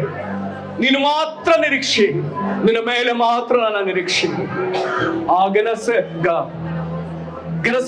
ಮೇಲೆ ಆ ಮನುಷ್ಯನಿಗೆ ಮನ ಮರಗಿದಂತೆ ಈಗ ನಮ್ಮ ಮೇಲೂ ನೀನು ಮನ ಮರಗು. ಯೇಸುವೇ, ನಿನಗೆ ಮಹಿಮೆ ಮಹಿಮೆ ಮಹಿಮೆ. ಯೇಸು ಕ್ರಿಸ್ತನ ಹೆಸರು ಬೇಡಿದೆವು ನಮ್ಮ ತಂದೆಗೆ, ಆಮೆನ್. ಮುಂದಿನ ವಾಕ್ಯಕ್ಕೆ ಹೋಗೋಣ. ಎಷ್ಟನೇ ವಚನ? 5ನೇ ವಚನ. ಅವನು ನಿತ್ಯ ರಾತ್ರಿ ಹಗಲು ಸಮಾಧಿಯ ಗವಿಗಳಲ್ಲಿಯೂ ಗುಡ್ಡಗಳಲ್ಲಿಯೂ ಆರ್ಭಟಿಸುತ್ತಾ. ಏನಂತೆ ಇಲ್ಲಿರೋರು ಕೇಳಿಸ್ಕೊಡ್ತಿದ್ದೀರಾ? ಈ ಕಡೆ ಇರೋರು ಕೇಳಿಸ್ಕೊಡ್ತಿದ್ದೀರಾ? ಅವ್ನು ನಿತ್ಯ ರಾತ್ರಿಗಳು ಏನ್ ಮಾಡ್ತಿದ್ದಾನೆ? ಸಮಾಧಿಯ ಗವಿಗಳಲ್ಲಿಯೂ ಗುಡ್ಡಗಳಲ್ಲಿಯೂ ಆರ್ಭಟಿಸುತ್ತಾ ಕಲ್ಲುಗಳಿಂದ ತನ್ನನ್ನು ಕಡಿದುಕೊಳ್ಳುತ್ತಾ ಇದ್ದನು. ನಾನು ಇದು ಓದುವಾಗೆಲ್ಲ ಹೆಂಗ್ ಅರ್ಥ ಮಾಡ್ಕೊಂಡೆ ಹೇಳ ಅವನು ಆ ಸಮಾಧಿಗಳ ಹತ್ರ ಗುಡ್ಡದ ಹತ್ರ ರಾತ್ರಿ ಎಲ್ಲ ಆರ್ಭಟಿಸ್ತಾ ಅಂತ ಇದೆಯಲ್ಲ, ಅದು ಹಗಲು ರಾತ್ರಿ ಆರ್ಭಟಿಸ್ತಾ ಅಂತ ಇದೆಯಲ್ಲ. ಕೆಲವು ಸತಿ ನಾನು ಹಿಂಗ ಅರ್ಥ ಮಾಡ್ಕೊಂಡೆ, ಈ ಮಕ್ಕಳನ್ನ ನಿದ್ದೆ ಮಾಡಿಸೋದು ತಾಯಂದ್ರಿಗೆ ಸುಲಭನಾ ಕಷ್ಟನಾ? ಎಷ್ಟು ಜನ ಹೇಳ್ತೀರಿ ಕಷ್ಟ ಅಂತ? ಕಷ್ಟ. ಅಪ್ಪ ಮಲ್ಕೊಂಡ್ರೆ ಸಾಕು, ನಾವೇನಾದ್ರೂ ಮಾಡ್ಕೊಂಡ ಅನ್ನೋದ್ರೊಳಗೆ ತಡಕಂತ ಮತ್ತೆ ಎದ್ಬಿಡ್ತಾವ, ಮತ್ತೆ ಎಲ್ಲ ಬಿಟ್ಟು ಮತ್ತೆ ಅವ್ರ ಹತ್ರ ಕೂತ್ಕೋಬೇಕು. ಈ ರೀತಿ ಅಕ್ಕಪಕ್ಕದ ಹಳ್ಳಿಗಳಲ್ಲಿ ತಾಯಂದ್ರು ಮಕ್ಕಳನ್ನ ಕಷ್ಟಪಟ್ಟು ಹಿಂಗೆ ತಟ್ಟಿ ಇನ್ನೇನ್ ಮಲಗಿಸಿದ್ರು ಅನ್ನೋದ್ರೊಳಗೆ ಇವನ್ ಸಮಾಧಿ ಒಳಗಿಂದ ಅಂತ ಕಿರ್ಸ್ಕೊಂಡ್ಬಿಟ್ಟ. ಅವನೊಳಗಿರುವಂತ ಎಷ್ಟು ದೆವ್ವಗಳು ಒಂದೇ ಸತಿ ಕಿರ್ಚೋದು ಗೊತ್ತಿಲ್ಲ ಎಷ್ಟೋ ದೊಡ್ಡ ಶಬ್ದ.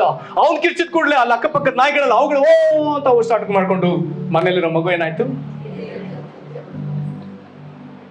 ಮಗುಗ್ ನಿದ್ದೆಯಲ್ಲಿ, ಜನರಿಗೆ ನಿದ್ದೆಯಲ್ಲಿ. ಆ ದೆವ್ವಗಳು ಇವನನ್ನ ಕಾಡಿದಲ್ದೆ ಒಂದ್ ವೇಳೆ ಬೇರೆ ಜನರನ್ನು ಸಹ ಎಷ್ಟೋ ಕಾಡ್ಬಿಟ್ಟಿದ್ದಾವೆ. ಇವನೊಳಗಿಂದ ಎಷ್ಟೋ ಜನರನ್ನ ಕಾಡ್ಬಿಟ್ಟಿದೆ. ಇದೊಂದು ಸನ್ನಿವೇಶ. ಇದೇ ವಾಕ್ಯ ಭಾಗದಲ್ಲಿ ಇನ್ನೊಂದು ಬಹಳ ಬಹಳ ವೇದನೆ ಸಂಗತಿ ಬರ್ತದೆ. ಬಹಳ ವೇದನೆ ಸಂಗತಿ ಬರ್ತದೆ.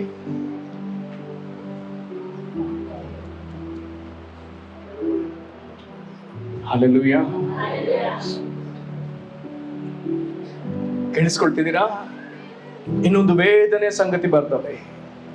ಈ ಭಾಗ ಖಂಡಿತ ಹೃದಯಕ್ಕೆ ಬಹಳ ದುಃಖ ಕೊಡ್ತದೆ. ಏನ್ ಗೊತ್ತಾ ದುಃಖ? ಆ ದುಃಖ ಏನಂತ ಹೇಳಿದ್ರೆ, ಅವನ ಆಗಾಗ ಊಟ ಮಾಡ್ತಿದ್ನೋ ನಿದ್ದೆ ಮಾಡ್ತಿದ್ನೋ ನಮಗೆ ಗೊತ್ತಿಲ್ಲ,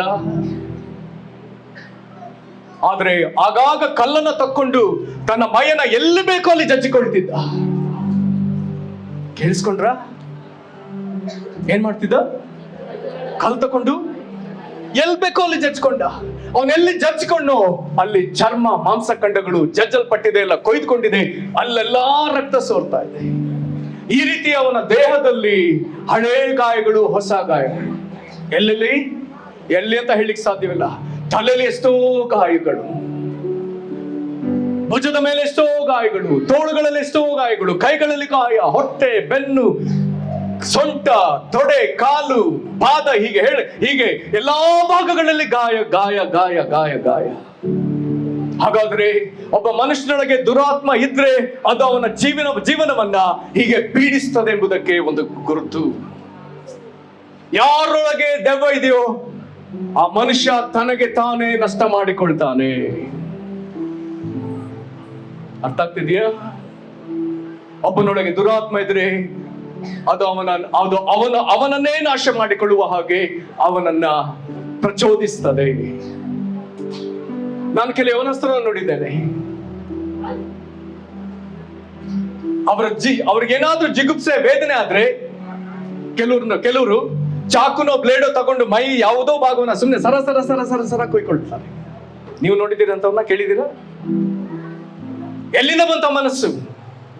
ಯಾವುದೋ ಬೇಜಾರಿಗೆ ಯಾವುದೋ ಚಾಕು ಅಥವಾ ಬ್ಲೇಡ್ ಅನ್ನ ತಕೊಂಡು ತಮ್ಮ ಮೈಯ ಯಾವುದೋ ಭಾಗವನ್ನ ಕೊಯ್ಕೊಂಡ್ರಲ್ಲ, ಏನು ಕಾರಣ ಕೇಳಿದ್ರೆ ಯಾರೋ ಏನು ಸರಿಯಾದ ಕಾರಣ ಹೇಳಲಿಕ್ಕಾಗಲ್ಲ. ವಾಕ್ಯ ಸ್ಪಷ್ಟವಾಗಿ ಹೇಳ್ತದೆ, ಅವನಲ್ಲಿರುವ ದುರಾತ್ಮ ಅವನು ತನ್ನ ಮೈಗೆ ಹೀಗೆ ಬಾಧೆ ಉಂಟಾಗುವಂತೆ ತಾನೇ ಮಾಡಿಕೊಳ್ಳುವಂತೆ ಆ ದುರಾತ್ಮ ಅವನನ್ನ ಪ್ರಚೋದಿಸಿತು. ಕುಡಿದು ಕುಡಿದು ಕುಡಿದು ಮೈ ಹಾಳು ಮಾಡ್ಕೊಳ್ತಿದ್ದಾರಲ್ಲ, ಯಾವ ಕಾರಣಕ್ಕೆ? ಒಳಗಿರುವ ದುರಾತ್ಮ. ಯಾರನ್ನೋ ನಂಬಿ ಮೋಸ ಹೋಗಿ ಜೀವನ ಹಾಳು ಮಾಡ್ಕೊಳ್ತಿದ್ದಾರಲ್ಲ, ಯಾವ ಕಾರಣಕ್ಕೆ? ಒಳಗಿರುವ ದುರಾತ್ಮ. ಯಾರನ್ನು ನಂಬಬೇಕು ನಂಬಲಿಲ್ಲ, ಯಾರನ್ನು ನಂಬಬಾರದು ಹಾಗೆ ನಂಬುವಂತದ್ದು ಪ್ರೇರೇಪಿಸಿತು. ಅಲ್ಲಿ ಅನೇಕ ಒಡುಕು, ವೇದನೆ, ಜಗಳ, ನಷ್ಟಗಳನ್ನ ತಂತು. ಆಗ ಇವರು ತಮ್ಮ ಜೀವಿತವನ್ನ ನಷ್ಟಪಡಿಸಿಕೊಳ್ತಾರೆ. ಅನೇಕರು ಆತ್ಮಹತ್ಯೆ ತನಕ ಯೋಚಿಸ್ತಾರೆ. ದೆವ್ವಗಳಿಗೆ ಬೇಕಾದದಿಷ್ಟೇ, ನೀನು ನಿನ್ನ ಜೀವಿತವನ್ನ ಹಾಳು ಮಾಡ್ಕೊಳ್ಬೇಕು. ಈ ಮಾತನ್ನ ನಾನು ಬೇರೆ ರೀತಿ ಹೇಳ್ತೀನಿ. ದೆವ್ವಗಳಿಗೆ ಬೇಕಾದದಿಷ್ಟೇ, ಅದು ಯಾವ ಮನುಷ್ಯನಲ್ಲಿ ಇರ್ತದೋ ಆ ಮನುಷ್ಯನು ತನ್ನ ಜೀವನವನ್ನ ನಷ್ಟಪಡಿಸಿಕೊಳ್ಬೇಕು. ಹಾಗಾಗಿ ಯೇಸು ಕ್ರಿಸ್ತನು ಸ್ಪಷ್ಟವಾಗಿ ಹೇಳ್ತಾನೆ, ಯೋಹಾನನು ಬರೆದ ಸುವಾರ್ತೆ 10ನೇ ಅಧ್ಯಾಯದ 10ನೇ ವಚನ, ಯೋಹಾನ 10:10. ಕಳ್ಳನು ಕದ್ದುಕೊಳ್ಳುವುದಕ್ಕೂ, ಕೊಯ್ಯುವುದಕ್ಕೂ, ಹಾಳು ಮಾಡುವುದಕ್ಕೂ ಬರುತ್ತಾನೆ ಹೊರತು ಮತ್ತಾವುದಕ್ಕೂ ಬರುವುದಿಲ್ಲ. ನಾನಾದರೂ ಅವುಗಳಿಗೆ ಜೀವವೂ ಇರಬೇಕೆಂತಲೂ ಅದು ಸಮೃದ್ಧಿಯಾಗಿ ಇರಬೇಕೆಂತಲೂ ಬಂದೆನು. ಆಮೇಲೆ ಹಲ್ಲೆಲೂಯಾ. ಎಷ್ಟು ಜನ ವಾಕ್ಯ ಕೇಳಿಸ್ಕೊಳ್ಳಿಲ್ಲ? ಎಲ್ಲರೂ ಕೇಳಿಸ್ಕೊಂಡ್ರ? ಎಷ್ಟು ಜನ ವಾಕ್ಯ ಗ್ರಹಿಸ್ಲಿಲ್ಲ? ಎಲ್ಲರೂ ಗ್ರಹಿಸ್ಕೊಂಡ್ರ? ಹಾಗಾದ್ರೆ ನಾನು ವಿವರಿಸೋದು ಬೇಡ ಅಲ್ಲ? ವಾಕ್ಯ ಸ್ಪಷ್ಟವಾಗಿ ಹೇಳ್ತಾ ಇದೆ ಈ ದೆವ್ವ ದುರಾತ್ಮಗಳ ಬಗ್ಗೆ. ಇಲ್ಲಿ ಯೇಸು ಕಳ್ಳ ಅಂತ ಹೇಳ್ಬೇಕಾದ್ರೆ ಸೈತಾನನನ್ನು ಅವನ ಜೊತೆ ಕೆಲಸ ಮಾಡುವಂತ ದುರಾತ್ಮಗಳನ್ನ ಆತನು ಲೆಕ್ಕಕ್ಕೆ ತಗೊಂಡು ಕಳ್ಳ ಅಂತ ಹೇಳ್ತಿದ್ದಾನೆ. ಈ ಕಳ್ಳ ಏನ್ ಮಾಡ್ತಾನಂತೆ? ಯಾರ ಬಳಿಯಾದ್ರೂ ಬಂದ್ರೆ ಅವರ ಜೀವಿತದಲ್ಲಿ ಕಡ್ಡಾಯ 3 ಕಾರ್ಯ ಮಾಡ್ತಾರೆ. ಮೊದಲನೇ ಕಾರ್ಯ ಏನಂತೆ? ಕದ್ದುಕೊಳ್ಳುವುದು. ಆಮೇಲೆ 2 ಕೊಯ್ಯೋದು ಅನ್ನುವಂತ ಮಾತನ್ನ ಬೇರೆ ಭಾಷಾಂತರಗಳಲ್ಲಿ ಕೊಲ್ಲೋದು ಅಂತ ಬರ್ತಿದೆ, ಸಾಯಿಸೋದು ಅಂತ ಬರ್ತಿದೆ. ಕಳ್ಳನ್ನು ಕದ್ದುಕೊಳ್ಳುವುದಕ್ಕೂ ಕೊಯ್ಯುವುದಕ್ಕೂ ಹಾಳು ಮಾಡುವುದಕ್ಕೂ ಬರುತ್ತಾನೆ ಹೊರತು ಮತ್ತಾವುದಕ್ಕೂ ಬರುವುದಿಲ್ಲ. ನಾನಾದರೂ ಅಂದ್ರೆ ಯೇಸು ಅವುಗಳಿಗೆ ಜೀವ ಇರಬೇಕೆಂತಲೂ ಅದು ಸಮೃದ್ಧಿ ಆಗಿರಬೇಕೆಂತಲೂ ಬಂದೆನು. ಹಲ್ಲೆಲೂಯಾ. ಸೈತಾನ ಯಾರ ಜೀವಿತದಲ್ಲಿ ಯಾರಿಗೆ ಎಷ್ಟು ನಷ್ಟ ಮಾಡಿದ್ದಾನೋ ಅದನ್ನೆಲ್ಲ ತುಂಬಿಸಿ ಕಟ್ಟಿ ಕೊಡ್ಲಿಕ್ಕಾಗಿ, ಜೀವ ಕೊಡುವುದಕ್ಕಾಗಿ ಯೇಸು ಬಂದಿದ್ದಾನೆ. ಹಲ್ಲೆಲೂಯಾ. ಯಾರೆಲ್ಲ ಸೈತಾನನಿಂದ, ದುರಾತ್ಮನಿಂದ ನಾನಾ ವಿಧವಾಗಿ ನಷ್ಟ ಅನುಭವಿಸಿದಿರೋ ನಿಮ್ಮೆಲ್ಲರಿಗೆ ಯೇಸು ಅದನ್ನ ತಿರುಗಿ ಕಟ್ಟಿಕೊಡ್ತಾನೆ. ಯೋವೇಲ ಗ್ರಂಥದಲ್ಲಿ ಯಾರು ನಾನು ಅದನ್ನ ಕಟ್ಟಿಕೊಡ್ತಾನೆ ಅಂತ ಹೇಳಿದ್ನೋ ಆತನೇ ಯೇಸು. ಹಾಗಾಗಿ ಆತನ ಹೇಳ್ತಾ ನಾನಾದ್ರೂ ನಿಮಗೆ ಜೀವ ಇರಬೇಕೆಂತಲೂ ಅದು ಸಮೃದ್ಧಿಯಾಗಿರ್ಬೇಕೆಂತಲೂ ಬಂದೆ. ಹಲ್ಲೆಲೂಯಾ. ಆ ಸೈತಾನ ಮಾಡುವಂತ 3 ಕಾರ್ಯಗಳು: 1, ಆತನು ಪ್ರತಿಯೊಬ್ಬೊಬ್ಬರ ಜೀವಿತದಲ್ಲಿ ಕದಿತಾನೆ. 2ನೇದಾಗಿ ಕೊಲ್ತಾನೆ. 3ನೇದಾಗಿ ಹಾಳು ಮಾಡ್ತಾನೆ. ಎಲ್ಲರೂ ಕದಿತಾನೆ, ಕೊಲ್ತಾನೆ, ಹಾಳು ಮಾಡ್ತಾನೆ. ಏನಿದ್ರ ಅರ್ಥ? ಕದಿಯೋದು ಅಂತ ಹೇಳಿದ್ರ ಅರ್ಥ? ಕದಿಯೋದು ಅಂತ ಹೇಳಿದ್ರ ಅರ್ಥ? ಕದಿಯೋದು ಅಂದ್ರೆ ಏನರ್ಥ? ಇದಕ್ಕೆ ಅನೇಕ ಅರ್ಥಗಳನ್ನ ಹೇಳ್ಬೋದು. ನಾನೀಗ ಅದನ್ನ ಹೇಳ್ಕೊಂಡು ನಿಮ್ಮ ಈ ಟೈಮ್ ನಾನು ತಕೊಳ್ಳಿಕ್ಕಾಗಲ್ಲ. ಒಟ್ಟಾರೆ ಒಂದು ವಿಷಯ ಅಂತ ಹೇಳಿದ್ರೆ, ಏನೋ ಒಂದು ಇಲ್ಲಿ ಇರ್ಬೇಕು, ಅದಿಲ್ದಂಗ್ ಮಾಡೋದೇ ಕಳ್ಳತನ. ಸರಿನಾ? ಅಪ್ಪನ ಪಾಕೆಟ್ ಅಲ್ಲಿ ದುಡ್ಡು ಇತ್ತು, ಮಗ ಕೇಳ್ದೆ ತಕೊಂಡು ಹೋದಾಗ ಅಪ್ಪನ ಪಾಕೆಟ್ ಅಲ್ಲಿ ಏನಿರ್ಬೇಕಾಗಿತ್ತು? ಅದ್ರಿಗೆ ಏನಾಗಿದೆ? ಇಲ್ಲ. ಹಾಗಾದ್ರೆ ಅದೇ ಕದಿಯೋದು. ಹಾಗಾದ್ರೆ ಈ ವಾಕ್ಯದಲ್ಲಿ ಕದಿಯೋದಂದ್ರೆ ಏನಂತ ಹೇಳಿದ್ರೆ, ನಮ್ಮೆಲ್ಲರ ಜೀವಿತದಲ್ಲಿ ಸಮೃದ್ಧಿಕರವಾಗಿ ದೇವರ ಯಥೇಚ್ಛವಾದ ಜೀವವುಳ್ಳ ಪ್ರಸನ್ನತೆ ನಿಮ್ಮಲ್ಲಿ ನೆಲೆಸಬೇಕಾಗಿತ್ತು. ದೇವರ ಮಹಿಮೆ ನಿಮ್ಮ ಮೇಲೆ ನೆಲೆಸಬೇಕಿತ್ತು. ದೇವರ ಜೀವ ಆಶೀರ್ವಾದ ವಾಗ್ದಾನಗಳು ನಿಮ್ಮ ಮೇಲೆ ನೆಲೆಸಬೇಕಿತ್ತು. ಆದ್ರೆ ಏನಾಗಿದೆ? ಕಳ್ಳನ್ನು ಕದ್ದದ್ರಿಂದ ದೇವರ ಪ್ರಸನ್ನತೆ ಮನುಷ್ಯರಿಗಿಲ್ಲ, ದೇವರ ಜೀವ ಮನುಷ್ಯರೊಳಗಿಲ್ಲ, ದೇವರ ಮಹಿಮೆ ಮನುಷ್ಯರೊಳಗಿಲ್ಲ, ದೇವರ ಸಮಾಧಾನ ಮನುಷ್ಯರೊಳಗಿಲ್ಲ, ದೇವರ ಪರಿಶುದ್ಧತೆ ಮನುಷ್ಯರೊಳಗಿಲ್ಲ. ಎಲ್ಲವೂ ಏನಾಗಿದೆ? ಆ ಜಾಗದಲ್ಲಿ ಇಲ್ಲದಂತಾಗಿದೆ. ಈಗ ದೇವರ ಪ್ರಸನ್ನತೆ ಇಲ್ಲದ್ರಿಂದ 2ನೇ ಕಾರ್ಯಕ್ಕೆ ಆತನು ಕೈ ಹಾಕಿದ್ದಾನೆ. ಏನಂತೆ? ಕೊಲ್ಲುವುದು. ಕೊಲ್ಲುವುದಂದ್ರೆ ಏನಂತ? ಸಾಯಿಸೋದು, ಸಾವು, ಮರಣ. ಹಾಗಾದ್ರೆ ಇದರ ಅರ್ಥ ಏನು? ಮರಣ ಅಂದ್ರೆ ಅರ್ಥ, ಸಾವು ಅಂದ್ರೆ ಅರ್ಥ ಬೇರ್ಪಡೋದು. ಏನು? ಬೇರ್ಪಡೋದು. ಸಾವಿನ ಮನೆ ಸಾಧಾರಣ ಜನ ಹೇಳ್ತಾರಲ್ಲ, ಅಲ್ಲಿ ತೀರಿ ಹೋದವರ ಮೃತ ಶರೀರ ಅಲ್ಲಿದ್ರು ಸಾಧಾರಣ ಹೇಳ್ತಾರೆ, ಏನು? ನಮ್ಮನ್ನ ಬಿಟ್ಟು ಹೋದ್ರು. ಹಾಗಾದ್ರೆ ಮರಣ ಎಂಬುದಾಗಿ ಹೇಳಿದ್ರೆ ಬೇರ್ಪಡುವಿಕೆ. ಹಾಗಾದ್ರೆ ಕಳ್ಳ ದೇವರ ಪ್ರಸನ್ನತೆ ತೆಗೆದಾಗ ಅದನ್ನು ತೆಗಿಲಿಕ್ಕೆ ಅವನು ನಮ್ಮನ್ನ ಪಾಪಕ್ಕೆ ಪ್ರೇರೇಪಿಸ್ತಾನೆ, ಪಾಪದಲ್ಲಿ ಬೀಳಿಸ್ತಾನೆ. ಪಾಪಕ್ಕೆ ವಿಧೇಯತೆ ತೋರಿದ ಕೂಡಲೇ ನಮಗೆ ದೇವರ ಪ್ರಸನ್ನತೆ ಹೋಯ್ತು. 2ನೇ ಅನುಭವ, ನಾವು ದೇವರಿಂದ ಬೇರ್ಪಟ್ವಿ. ದೇವರಿಂದ ಬೇರ್ಪಟ್ಟದ್ದೇ ಮರಣ. ಅರ್ಥ ಆಗ್ತಿದೆಯಾ? ದೇವರಿಂದ ಬೇರ್ಪಟ್ಟ ಸ್ಥಿತಿ ಏನು? ಮರಣ. ಈಗ ದೇವರಿಂದ ಬೇರ್ಪಟ್ಟ ಈ ಜೀವಿತದಲ್ಲಿ ಮುಂದಿನ ಸ್ಥಿತಿಗತಿ ಏನೆಂಬುದಾಗಿ ಕೇಳಿದ್ರೆ, ಆ ಜೀವಿತ ಶಾಪಕ್ಕೆ ಒಳಪಟ್ಟ ಜೀವಿತವಾದ್ರಿಂದ ಅಲ್ಲಿ ಏಳಿಗೆ ಅನ್ನೋದು ನಿಂತು ಹೋಗ್ತದೆ. ಅದು ನಾನಾ ವಿಧವಾಗಿ ಬಾಧೆಗೊಳಗಾಗ್ತದೆ. ಎಲ್ಲಿ ಹೋದ್ರು ನಷ್ಟ, ಏನ್ ಮಾಡಿದ್ರು ಹಾಳು, ಏನ್ ಮಾಡಿದ್ರು ಹಾಳು. ಜನ ಅದನ್ನ ಯಾವ ರೀತಿ ಹೇಳ್ತಾರೆ? ನನಗೆ ನೆಮ್ಮದಿನೇ ಇಲ್ಲ. ಏನ್ ಮಾಡಿದ್ರು ನೆಮ್ಮದಿ ಇಲ್ಲ. ಕಟ್ಟು ನೋಟ್ ಇಟ್ಕೊಂಡವ್ರು ಹೇಳ್ತಾರೆ ನಮಗೆ ನೆಮ್ಮದಿ ಇಲ್ಲ. ಆಸ್ತಿ ಮೇಲೆ ಆಸ್ತಿ ಮಾಡ್ಕೊಂಡವ್ರು ಹೇಳ್ತಾರೆ ನಮಗೆ ನೆಮ್ಮದಿ ಇಲ್ಲ. ಹಾಗಾದ್ರೆ ಆತ್ಮೀಕವಾಗಿ ದೇವರ ಪ್ರಸನ್ನತೆ ಇಲ್ಲದೆ, ದೇವರ ಜೀವವಿಲ್ಲದೆ ಹಾಳಾದ ಜೀವಿತ. ಆ ಮನುಷ್ಯನು ಕಲ್ಲನ್ನ ತಕ್ಕೊಂಡು ತನ್ನ ಮೈಯನ್ನೆಲ್ಲ ಜಜ್ಜಿಕೊಂಡಲ್ಲ. ಹಾಗಾದ್ರೆ ದೆವ್ವದುರಾತ್ಮನ ಪ್ರಭಾವದಲ್ಲಿರುವ ಒಬ್ಬ ಮನುಷ್ಯ ಅವನು ತನ್ನ ಜೀವಿತವನ್ನು ತಾನೇ ಹಾಳು ಮಾಡಿಕೊಳ್ತಾನೆ. ಇದೊಂದು ಬಹಳ ದುಃಖದ ಸನ್ನಿವೇಶ. ದೇವರಿಗೆ ಸ್ತೋತ್ರ, ದೇವರಿಗೆ ಸ್ತೋತ್ರ. ಯೇಸು ಬಂದು ಅವನ ಎದುರು ನಿಂತಿದ್ದಾನೆ. Hallelujah, hallelujah.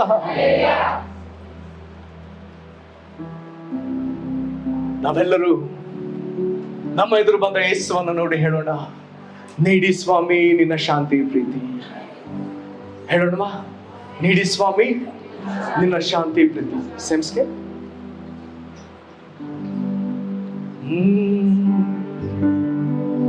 ನೀಡಿ ಸ್ವಾಮಿ ನಿನ್ನ ಶಾಂತಿ ಪ್ರೀತಿ, ನೀಡಿ ಸ್ವಾಮಿ ನಿನ್ನ ಶಾಂತಿ ಪ್ರೀತಿ, ನೀಡಿ ಸ್ವಾಮಿ ನಿನ್ನ ಶಾಂತಿ ಪ್ರೀತಿ, ನೀಡಿ ಸ್ವಾಮಿ ನಿನ್ನ ಶಾಂತಿ ಪ್ರೀತಿ. ಯೇಸು ಯೇಸು ಯೇಸು ಎಂದು ನಾ ಹಾಡುವೆ, ಹಾಡಿ ಹಾಡಿ ಹಾಡಿ ಎಂದು ಕೊಂಡಾಡುವೆ. ಯೇಸು ಯೇಸು ಯೇಸು ಎಂದು ನಾ ಹಾಡುವೆ, ಹಾಡಿ ಹಾಡಿ ಹಾಡಿ ಎಂದು ಕೊಂಡಾಡುವೆ. Hallelujah, amen, hallelujah, hallelujah, amen, hallelujah, hallelujah, amen, hallelujah, hallelujah, amen, hallelujah, hallelujah.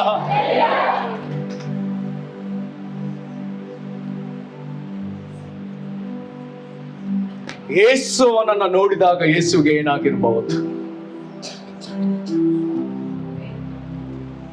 Hallelujah.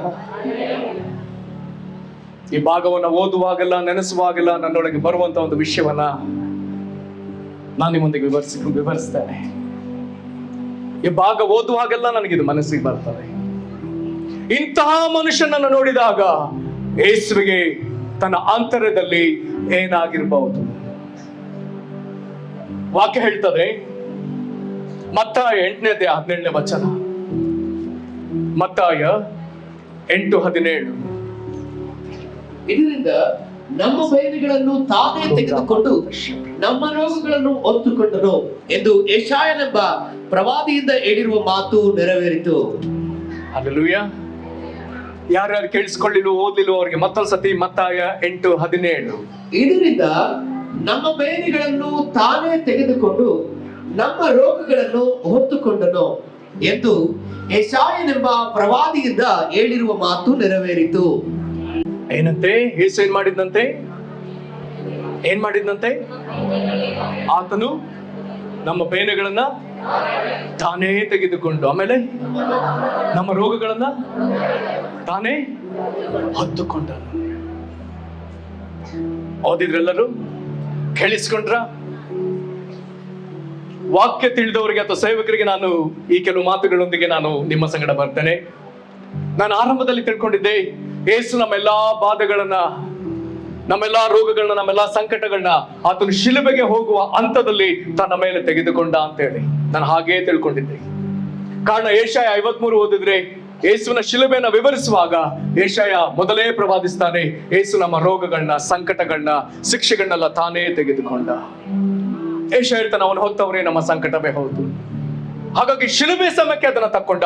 3.5 ವರ್ಷ ಸೇವೆಯಲ್ಲಿ ಆತನು ಕೊನೆಗೆ 3.5 ವರ್ಷದ ಅಂತ್ಯದಲ್ಲಿ ಶಿಲುಬೆಗೆ ಹೋಗ್ಬೇಕಾದ್ರೆ ಎಲ್ಲರ ಬಾಧೆಗಳನ್ನ ತಕ್ಕೊಂಡ.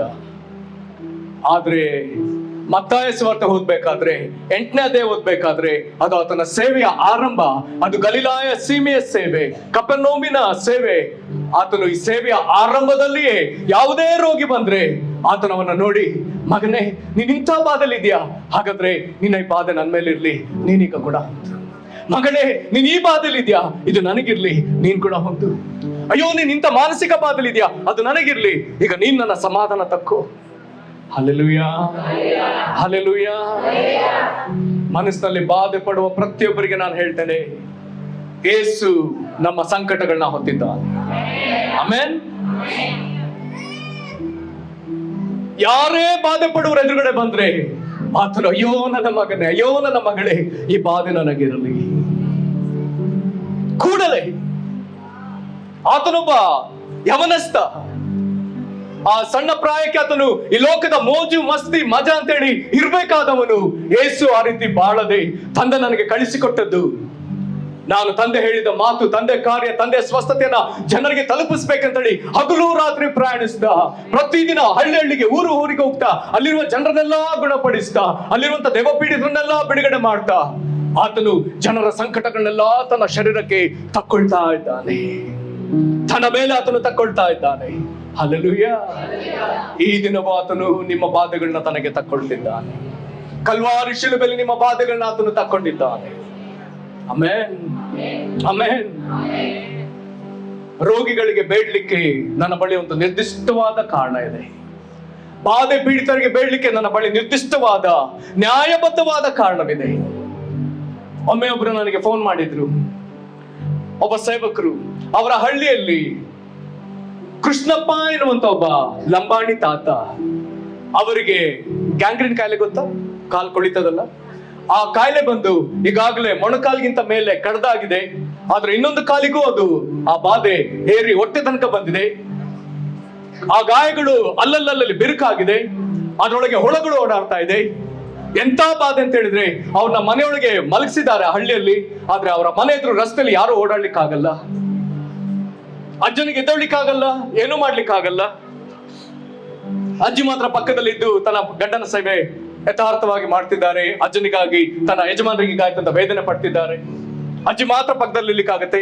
ಅಜ್ಜನ ಸ್ನೇಹಿತರು ಆಗಾಗ ಬರ್ತಾರೆ. ಯಾವ ರೀತಿ ಬರ್ತಾರೆ ಅಂತ ಹೇಳಿದ್ರೆ, ಆಗೆಲ್ಲ ಪ್ಯಾಕೆಟ್ ಎಂಡ ಸಿಗ್ತಿತ್ತಲ್ಲ, ಅದನ್ನ ತಕೊಂಡ್ ಬರ್ತ. ಕಾರಣ ಅಜ್ಜ ಊಟ ಮಾಡ್ಲಿಕ್ಕಾಗಲ್ಲ. ಈ ಏನಾದ್ರೂ ಕುಡ್ದು, ಈ ತರ ಎಂಡ ಕುಡ್ದು ನೋವು ಮರಿಲಿ ಅಂತೇಳಿ ತಂದು ಅಜ್ಜನಿಗೆ ಕುಡಿಸ್ತಾರಷ್ಟೇ. ಆದ್ರೆ ಅಜ್ಜನಿಗೆ ರಾತ್ರಿಯಾಗ್ಲೂ ನಿದ್ದೆ ಇಲ್ಲ. ಅದೇ ಊರಿನಲ್ಲಿದ್ದ ದೇವರ ಸೇವಕರು ನನಗೆ ಹೇಳಿದ್ರು, ನಮ್ಮೂರಿನಲ್ಲಿ ಕೃಷ್ಣಪ್ಪ ಅಂತ ಈ ಮನೆ ಒಬ್ಬ ಅಜ್ಜ ಇದ್ದಾರೆ, ಅವರಿಗೆ ಇಂಥ ಬಾಧೆ ಆಗಿದೆ, ದಯಮಾಡಿ ಪ್ರಾರ್ಥನೆ ಮಾಡೋಣ. ನಾನು ಪ್ರಾರ್ಥನೆ ಕಳ್ದೆ. ಒಂದ್ ದಿವಸ ರಾತ್ರಿ ಏನಾಯ್ತು, ನನಗೆ ಪ್ರಾರ್ಥಿಸ್ಬೇಕಂತ ಒಂದೇ ದೊಡ್ಡ ಭಾರ. ಪ್ರಾರ್ಥನೆ ಆರಂಭಿಸಿದೆ. ಆ ಸೇವಕರನ್ನು ಫೋನಲ್ಲಿ ಕರ್ಕೊಂಡೆ. ಆಗ ದೇವ್ರು ನನಗೊಂದು ಒಳ್ಳೆ ಪ್ರಾರ್ಥನೆ ಕೊಟ್ರು. ಯಾವ ಪ್ರಾರ್ಥನೆ ಕೊಟ್ರು ಅಂದ್ರೆ, ಕರ್ತನಾದ ಯೇಸುವೆ, 2000 ವರ್ಷಗಳ ಹಿಂದೆ ಈ ಕೃಷ್ಣಪ್ಪನ ಈ ನೋವು ಬಾಧೆಗಳನ್ನ ನೀನು ಹೊತ್ತುಕೊಂಡೆ ಎಂಬುದಾಗಿ ನಾನು ವಾಕ್ಯದಲ್ಲಿ ಓದ್ತೇನಲ್ಲ, ಹಾಗಾದ್ರೆ ನೀನು ಹೊತ್ಕೊಂಡ ಮೇಲೆ ಈ ಕೃಷ್ಣಪ್ಪನಿಗೆ ಬಿಡುಗಡೆ ಆಗ್ಬೇಕಲ್ಲ. ಹಲ್ಲೆಲೂಯಾ. ಇದು ನಾವು ರೋಗಿಗಳಿಗೆ ಅಥವಾ ಬಾಧೆ ಪೀಡಿತರಿಗೆ ಪ್ರಾರ್ಥಿಸಲಿಕ್ಕಿರುವಂತ ನ್ಯಾಯವಾದ ಕಾರಣ. ಯೇಸು ಶಿಲುಬೆಯಲ್ಲಿ ಹೊತ್ತದ್ರಿಂದಲೇ ಈಗ ರೋಗಿಗಳು ಗುಣ ಆಗ್ತಿದ್ದಾರೆ. ಪ್ರಾರ್ಥಿಸೋದ್ರಿಂದ ಗುಣ ಆಗ್ತಿರ್ಬೋದು, ಅಥವಾ ಡಾಕ್ಟರ್ ಔಷಧಿ ಕೊಡ್ತಿರೋದ್ರ ಗುಣ ಆಗ್ತಿರ್ಬೋದು. ಆದ್ರೆ ಯೇಸು ಹೊತ್ತದ್ರಿಂದಲೇ ಎಲ್ಲರಿಗೂ ಉಪಶಮನ. ಇಲ್ಲವಾದ್ರೆ ಯಾರಿಗೂ ಉಪಶಮನ ಇರ್ಲಿಕ್ಕೆ ಸಾಧ್ಯವೇ ಇಲ್ಲ. ಹಲ್ಲೆಲೂಯಾ. ಆ ದಿನ ರಾತ್ರಿ ದೇವರು ನನಗೆ ಕಲಿಸಿಕೊಟ್ಟ ಪ್ರಾರ್ಥನೆ, ಅಲ್ಲಿಂದ ತಾಸುಗಳು ಉರುಳ್ತಾ ಇದೆ. ನಾನು ಪ್ರಾರ್ಥಿಸ್ತಾ ಹಾಗೆ ಮಲಗದೆ. ತಡರಾತ್ರಿ ಹೆಚ್ಚು ಕಮ್ಮಿ 1:30 ನಾನು ನಿದ್ದೆ ಮಾಡಿದೆ. ಬೆಳಿಗ್ಗೆದ್ದಾಗ ಪರಿಸ್ಥಿತಿ ಹೇಗಿದೆ, ಅಜ್ಜ ಆಗ್ಲೂ ಸಾಯವಾಗಿದ್ದಾರೆ. ಏನಾದ್ರೂ ಸುದ್ದಿ ಬರತ್ತಂತ ಕಾಯ್ತಿದ್ದೇನೆ. ಎಷ್ಟೋ ಹೊತ್ತಿಗೆ 11 ಗಂಟೆ ಹೆಚ್ಚು ಕಮ್ಮಿ ಸುದ್ದಿ ಬಂತು. ಏನಂತ ಹೇಳಿದ್ರೆ, ಅಜ್ಜನಿಗೆ ಆ ಬಾಧೆ ಬಂದದ್ರಿಂದ ನಿದ್ದೆ ಮಾಡಿಲ್ಲ. ಆ ದಿನ ನಾವು ರಾತ್ರಿ ನಿದ್ದೆ ಮಾಡಿದ ಪ್ರಾರ್ಥಿಸಿದ ರಾತ್ರಿ ಅಜ್ಜ ನಿಶ್ಚಿಂತೆಯಿಂದ ನಿದ್ದೆ ಮಾಡಿ ಬೆಳಿಗ್ಗೆ ಲೇಟಾಗಿ ಎದ್ದಿದ್ದಾರೆ. ಆದ್ರೆ ಆಶ್ಚರ್ಯ ಏನಂತ ಹೇಳಿದ್ರೆ, ಅದ್ರ ಜೊತೆ ಅಜ್ಜಿನೂ ನಿದ್ದೆ ಮಾಡ್ಬಿಟ್ಟಿದ್ದಾರೆ. ಅಜ್ಜಿ ಗಂಟೆಗೆ ಇವಾಗ ಬೆಳಕಾಗಿದೆ. ಆದ್ರೆ ಬೆಳಕಾಯ್ತು ಅನ್ನೋದ್ರೊಳಗೆ ಇನ್ನೊಂದು ಆಶ್ಚರ್ಯ ಕಾದಿತ್ತು. ಅಜ್ಜ 24 ತಾಸು ನೋವಿಗೆ ಯಾವಾಗ್ಲೂ ಅಂತೇಳಿ ನಡ್ತಿದ್ರಲ್ಲ, ಅಜ್ಜನ ಸ್ವರವೇ ಇಲ್ಲ. ಅಜ್ಜಂದು ಸ್ವರನೇ ಇಲ್ಲ. ಅಜ್ಜಿಗನ್ನಿಸ್ತು ನಮ್ಮ ಯಜಮಾನ್ರು ಸತ್ತೋದ್ರು ಅಂತೇಳಿ ಬಡ ಬಾಯಿ ಪಡ್ಕೊಂಡು ಅಕ್ಕಪಕ್ಕದವ್ರಿಗೆಲ್ಲ ಹೇಳಿ, ದೂರದಲ್ಲಿರೋ ಮಕ್ಳಿಗೆಲ್ಲ ಫೋನ್ ಮಾಡಿ ಆ ಮಕ್ಳೆಲ್ಲ ಹೊರಟು ಪ್ರಯಾಣ ಮಾಡೇ ಬಿಟ್ರು. ಆದ್ರೆ ಆಗಿರೋದೇನು, ಅಜ್ಜ ಸಮಾಧಾನವಾಗಿ ನಿದ್ದೆ ಮಾಡಿದ್ದಾರೆ. ಎಷ್ಟೋ ಹೊತ್ತಿಗೆ ಅಜ್ಜ ಎಚ್ಚರ ಆದ್ರು. ಮಕ್ಕಳೆಲ್ಲ ಬಂದು ಮನೆ ಸೇರೋದ್ರೊಳಗೆ ಅಜ್ಜ ಎಚ್ಚರವಾಗಿತ್ತು. ಆದ್ರೆ ಆಶ್ಚರ್ಯ, ದೇವರ ಪ್ರಾರ್ಥನೆಯನ್ನ ಅಲ್ಲಗಳಿಲಿಲ್ಲ. ಅಜ್ಜನನ್ನ ಗುಣಪಡಿಸಿದ್ರು. ಹಲ್ಲೆಲೂಯಾ. ಯೇಸು ನಮ್ಮ ಬಾಧೆಗಳನ್ನ ಹೊತ್ತಿರುವುದಾದ್ರೆ, ಯಾರ ಬಾಧೆನ ಹೊತ್ತಿದ್ದಾನೋ ಅವರಿಗೆ ಬಿಡುಗಡೆ ನಿಶ್ಚಯ. ಯೇಸು ನಿನ್ನ ಬಾಧೆನ ಹೊತ್ತಿರುವುದಾದ್ರೆ ನಿನಗೆ ನಿನ್ನ ಬಾಧೆಯಿಂದ ಬಿಡುಗಡೆ 100ಕ್ಕೆ 100 ನಿಶ್ಚಯ. ಹಲ್ಲೆಲೂಯಾ. ನೀನು ಕೇಳಬಹುದು, ಯೇಸುವೆ ನನ್ನ ಈ ಬಾಧೆಯನ್ನು ಹೊತ್ತಿದೆ ಎಂದು ವಾಕ್ಯದಲ್ಲಿ ನೀನು ಹೇಳಿದ್ಯಲ್ಲ, ಹಾಗಾದ್ರೆ ನನ್ನ ಬಾಧೆ ಹೊತ್ತಿರುವುದಾದ್ರೆ ಹಾಗಾದ್ರೆ ನಿನ್ನಿಂದ ಆರೋಗ್ಯ, ಬಿಡುಗಡೆ, ಉಪಶಮನ ನನಗೆ ಬೇಕೇ ಬೇಕು. ಇದು ನೀವು ನ್ಯಾಯಬದ್ಧವಾಗಿ ದೇವರ ಬಳಿ, ಕ್ರಿಸ್ತನ ಬಳಿ ಕೇಳಲಿಕ್ಕಿರುವಂತಹ ಪ್ರಾರ್ಥನೆ. ಆಮೆನ್. ಹಾಗಾದ್ರೆ ಈ ಯೇಸು ಈ ದೆವ್ವಗಳಿಂದ ಪೀಡಿತನಾಗಿರುವ ಈ ಮನುಷ್ಯನ ಎದುರು ನಿಂತಾಗ ಯೇಸು ಸುಮ್ಮನೆ ನಿಂತಿಲ್ಲ. ಮಗನೇ, ನಿನಗಿರುವಂತ ಎಲ್ಲಾ ಸ್ಥಿತಿ ಅದು ನನಗಿರಲಿ. ಆಮೆನ್. ನಿನ್ನ ಸ್ಥಿತಿ ಏನೋ ಅದನ್ನ ನಾನು ತಕೊಳ್ತೇನೆ, ಆದ್ರೆ ನೀನು ಮಾತ್ರ ಬಿಡುಗಡೆ ಹೊಂದಬೇಕು. ಇದು ಯೇಸುವಿನ ಕನಿಕರದ ಹೃದಯ, ಇದು ಯೇಸುವಿನ ಕನಿಕರದ ಮನಸ್ಸು, ಇದು ಯೇಸುವಿನ ಕನಿಕರದ ನೋಟ. ನಿನ್ನ ಬಳಿಗೆ ಬರುವಾಗ ನಿನ್ನಲ್ಲಿರುವಂತಹ ಎಲ್ಲಾ ಅವಮಾನ, ವೇದನೆ, ಸಂಕಟಗಳನ್ನ ಆತನು ತನ್ನ ಮೇಲೆ ತೆಗೆದುಕೊಳ್ತಾನೆ. ಈ ಮನುಷ್ಯನ ಎದುರು ನಿಂತಾಗ 2ನೇ ವಚನದಿಂದ ಓದ್ತಾ ಬರೋಣ. ಯೇಸು ತಕ್ಕೊಂಡಿದ್ದಾನೆ. ಏನೇ ತಕ್ಕೊಂಡಿದ್ದಾನೆ? 2ನೇ ವಚನದಿಂದ ಸಾರಿ ಮಾರ್ಕ 5ನೇ ಅಧ್ಯಾಯ 2ನೇ ವಚನ. ಆತನು ದೋಣಿಯಿಂದ ಇಳಿದು ಬಂದ ಕೂಡಲೇ ದೆವ್ವ ಹಿಡಿದವನೊಬ್ಬನು ಸಮಾಧಿಯ ಕವಿಗಳೊಳಗಿಂದ ಆತನೆದುರಿಗೆ ಬಂದನು. ಅವನಿಗೆ ಸಾಕು. ಎಲ್ಲಿಂದ ಬಂದ? ಸಮಾಧಿಯ ಕವಿಗಳೊಳಗೆ. ಅಯ್ಯೋ ನನ್ನ ಮಗನೇ, ಸಮಾಧಿಯಿಂದ ಬಂದ್ಯಾ? ಈ ಪರಿಸ್ಥಿತಿ ನಿನಗ್ ಬೇಡ. ನೀನು ಬದುಕಿರುವ ಮಧ್ಯದಲ್ಲಿ ಹೋಗು. ಈ ಸಮಾಧಿ ನನಗಿರಲಿ, ಈ ಸಮಾಧಿ ಸ್ಥಿತಿ ನನಗಿರಲಿ. ಆಗ ಅದೇ ಪ್ರಕಾರ ಆತನು ಕಲ್ವಾರಿ ಶಿಲುಬೆಯಿಂದ ಆತನ ದೇಹ ಇಳಿಸಿದಾಗ ಸಮಾಧಿಗೆ ಆತನು ಹೋಗಿ ಬಿಟ್ಟ. ಮುಂದಿನ ವಾಕ್ಯ ಏನು? ಅವನಿಗೆ ಸಮಾಧಿಯ ಗವಿಗಳೇ ವಾಸಸ್ಥಳವಾಗಿದ್ದವು. ಯೇಸುದನ್ನ ಹರಿಸಿಕೊಂಡ. ಮುಂದೆ ಅವನನ್ನು ಅನೇಕ ಸಾರಿ ಬೇಡಿಗಳಿಂದಲೂ ಸರಪಣಿಗಳಿಂದಲೂ ಕಟ್ಟಿದ್ದರು. ಅಯ್ಯೋ ನನ್ನ ಮಗನೇ, ನಿನ್ನ ಕೈಗಳಲ್ಲಿ ಇಷ್ಟೊಂದು ಬೇಡಿಯ, ಇಷ್ಟೊಂದು ಸರಪಣಿಗಳು. ಅಯ್ಯೋ ಇದು ನಿನಗೆ ಬೇಡ. ನಾನು ನಿನಗೆ ಸ್ವತಂತ್ರನಾಗಿರುವುದಕ್ಕೆ, ಬಿಡುಗಡೆ ಕೊಡುವುದಕ್ಕಾಗಿ ನಾನು ಬಂದವನು. ನಿನಗಿರುವ ಎಲ್ಲಾ ದಾಸತ್ವವನ್ನ ಬಿಡುಗಡೆ ಮಾಡುವುದಕ್ಕಾಗಿ ಬಂದವನು. ನಿನ್ನ ಮೇಲಿರುವ ಎಲ್ಲಾ ನೊಗಗಳನ್ನ ಮುರಿಲಿಕ್ಕಾಗಿ ಬಂದವನು. ನಿನಗೆ ಕಟ್ಟಿರುವ ಕಣಿಗಳನ್ನ ಬಿಚ್ಚುವುದಕ್ಕಾಗಿ ನಾನು ಬಂದವನು. ಹಾಗಾದ್ರೆ ಇದು ನಿನ್ನ ಮೇಲಿರಬಾರದು. ಆ ಸರಪಣಿಗಳೆಲ್ಲ ನನಗೆ ಬರಲಿ ಅಂದಾಗ ಗೆತ್ಸೆಮನೆ ತೋಟದಲ್ಲಿ ಆತನು ಬಂದಿಯಾಗಿ, ಕೈದಿಯಾಗಿ, ಸರಪಣಿಗಳಿಂದ, ಬೇಡಿಗಳಿಂದ ಬಂಧಿಸಲ್ಪಟ್ಟ. ಮಹಾಯಾಜಕರು, ಯಾಜಕರು ಆತನನ್ನ ಬಂಧಿಸಿ ರೋಮ್ ಸಿಪಾಯಿಗಳಿಗೆ, ರೋಮ್ ಸರ್ಕಾರಕ್ಕೆ ಒಪ್ಪಿಸಿದಾಗ ಅವನನ್ನ ಬಂಧಿಸಿದ್ರು. ಪಿಲಾತನು ಆತನಿಗೆ ಏಳನೇ ಒಂದು ವಿಚಾರಣೆ ಮಾಡೋದ್ರೊಳಗೆ ಆತನನ್ನು ನೆಲಮಾಳಿಗೆಯೊಳಗೆ ಬಂಧನದಲ್ಲಿ ಇಟ್ಟಿದ್ರೆಂಬುದಾಗಿ ಚರಿತ್ರೆ ತೋರಿಸ್ತದೆ. ಕೈದಾಗಿ. ಹಾಗಾದ್ರೆ ನಿನಗಿರುವ ಬಂಧನ ನನಗಿರಲಿ, ನೀನು ಮಾತ್ರ ಬಿಡುಗಡೆಯಿಂದ ಹೋಗಬೇಕೆಂಬುದಾಗಿ ಅವನ ಸ್ಥಿತಿಯನ್ನ ಯೇಸು ತನ್ನ ಮೇಲೆ ತೆಗೆದುಕೊಂಡ. ಮುಂದಿನ ಭಾಗ, ಅವನನ್ನು ಇನ್ನು ಯಾರು ಸರಪಣಿಗಳಿಂದಾಗಲು ಕಟ್ಟಲಾರದೆ ಹೋದರು. ಅವನನ್ನು ಹತೋಟಿಗೆ ತರುವುದಕ್ಕೆ ಯಾರಿಂದಲೂ ಆಗಲಿಲ್ಲ. Hallelujah, hallelujah. ನಿನಗೆ ಹತೋಟಿಗೆ ತರ್ಲಿಕ್ಕೆ ಯಾರಿಗೂ ಆಗ್ತಿಲ್ವಾ? ಯಾವ ಮನುಷ್ಯರಿಗೂ ಆಗ್ತಾ ಇಲ್ವಾ? ಯಾವ ದೆವ್ವಗಳಿಗೂ ಆಗ್ತಾ ಇಲ್ವಾ? ಯಾವ ಮಾಟ ಮಂತ್ರಕ್ಕೂ ಆಗ್ತಾ ಇಲ್ವಾ? ಹಾಗಾದ್ರೆ ನಾನು ನಿನಗೆ ಸ್ವಸ್ಥ ಮನಸ್ಸನ್ನ ಕೊಡ್ತೇನೆ. Hallelujah, hallelujah. ಸ್ವಸ್ಥ ಮನಸ್ಸು ಕೊಡುವುದಕ್ಕಾಗಿ ಬಂದಿದ್ದೇನೆ. 2 ತಿಮೋತಿ 1:7 ಅದನ್ನೇ ಹೇಳ್ತದೆ. 2 ತಿಮೋತಿ 1:7.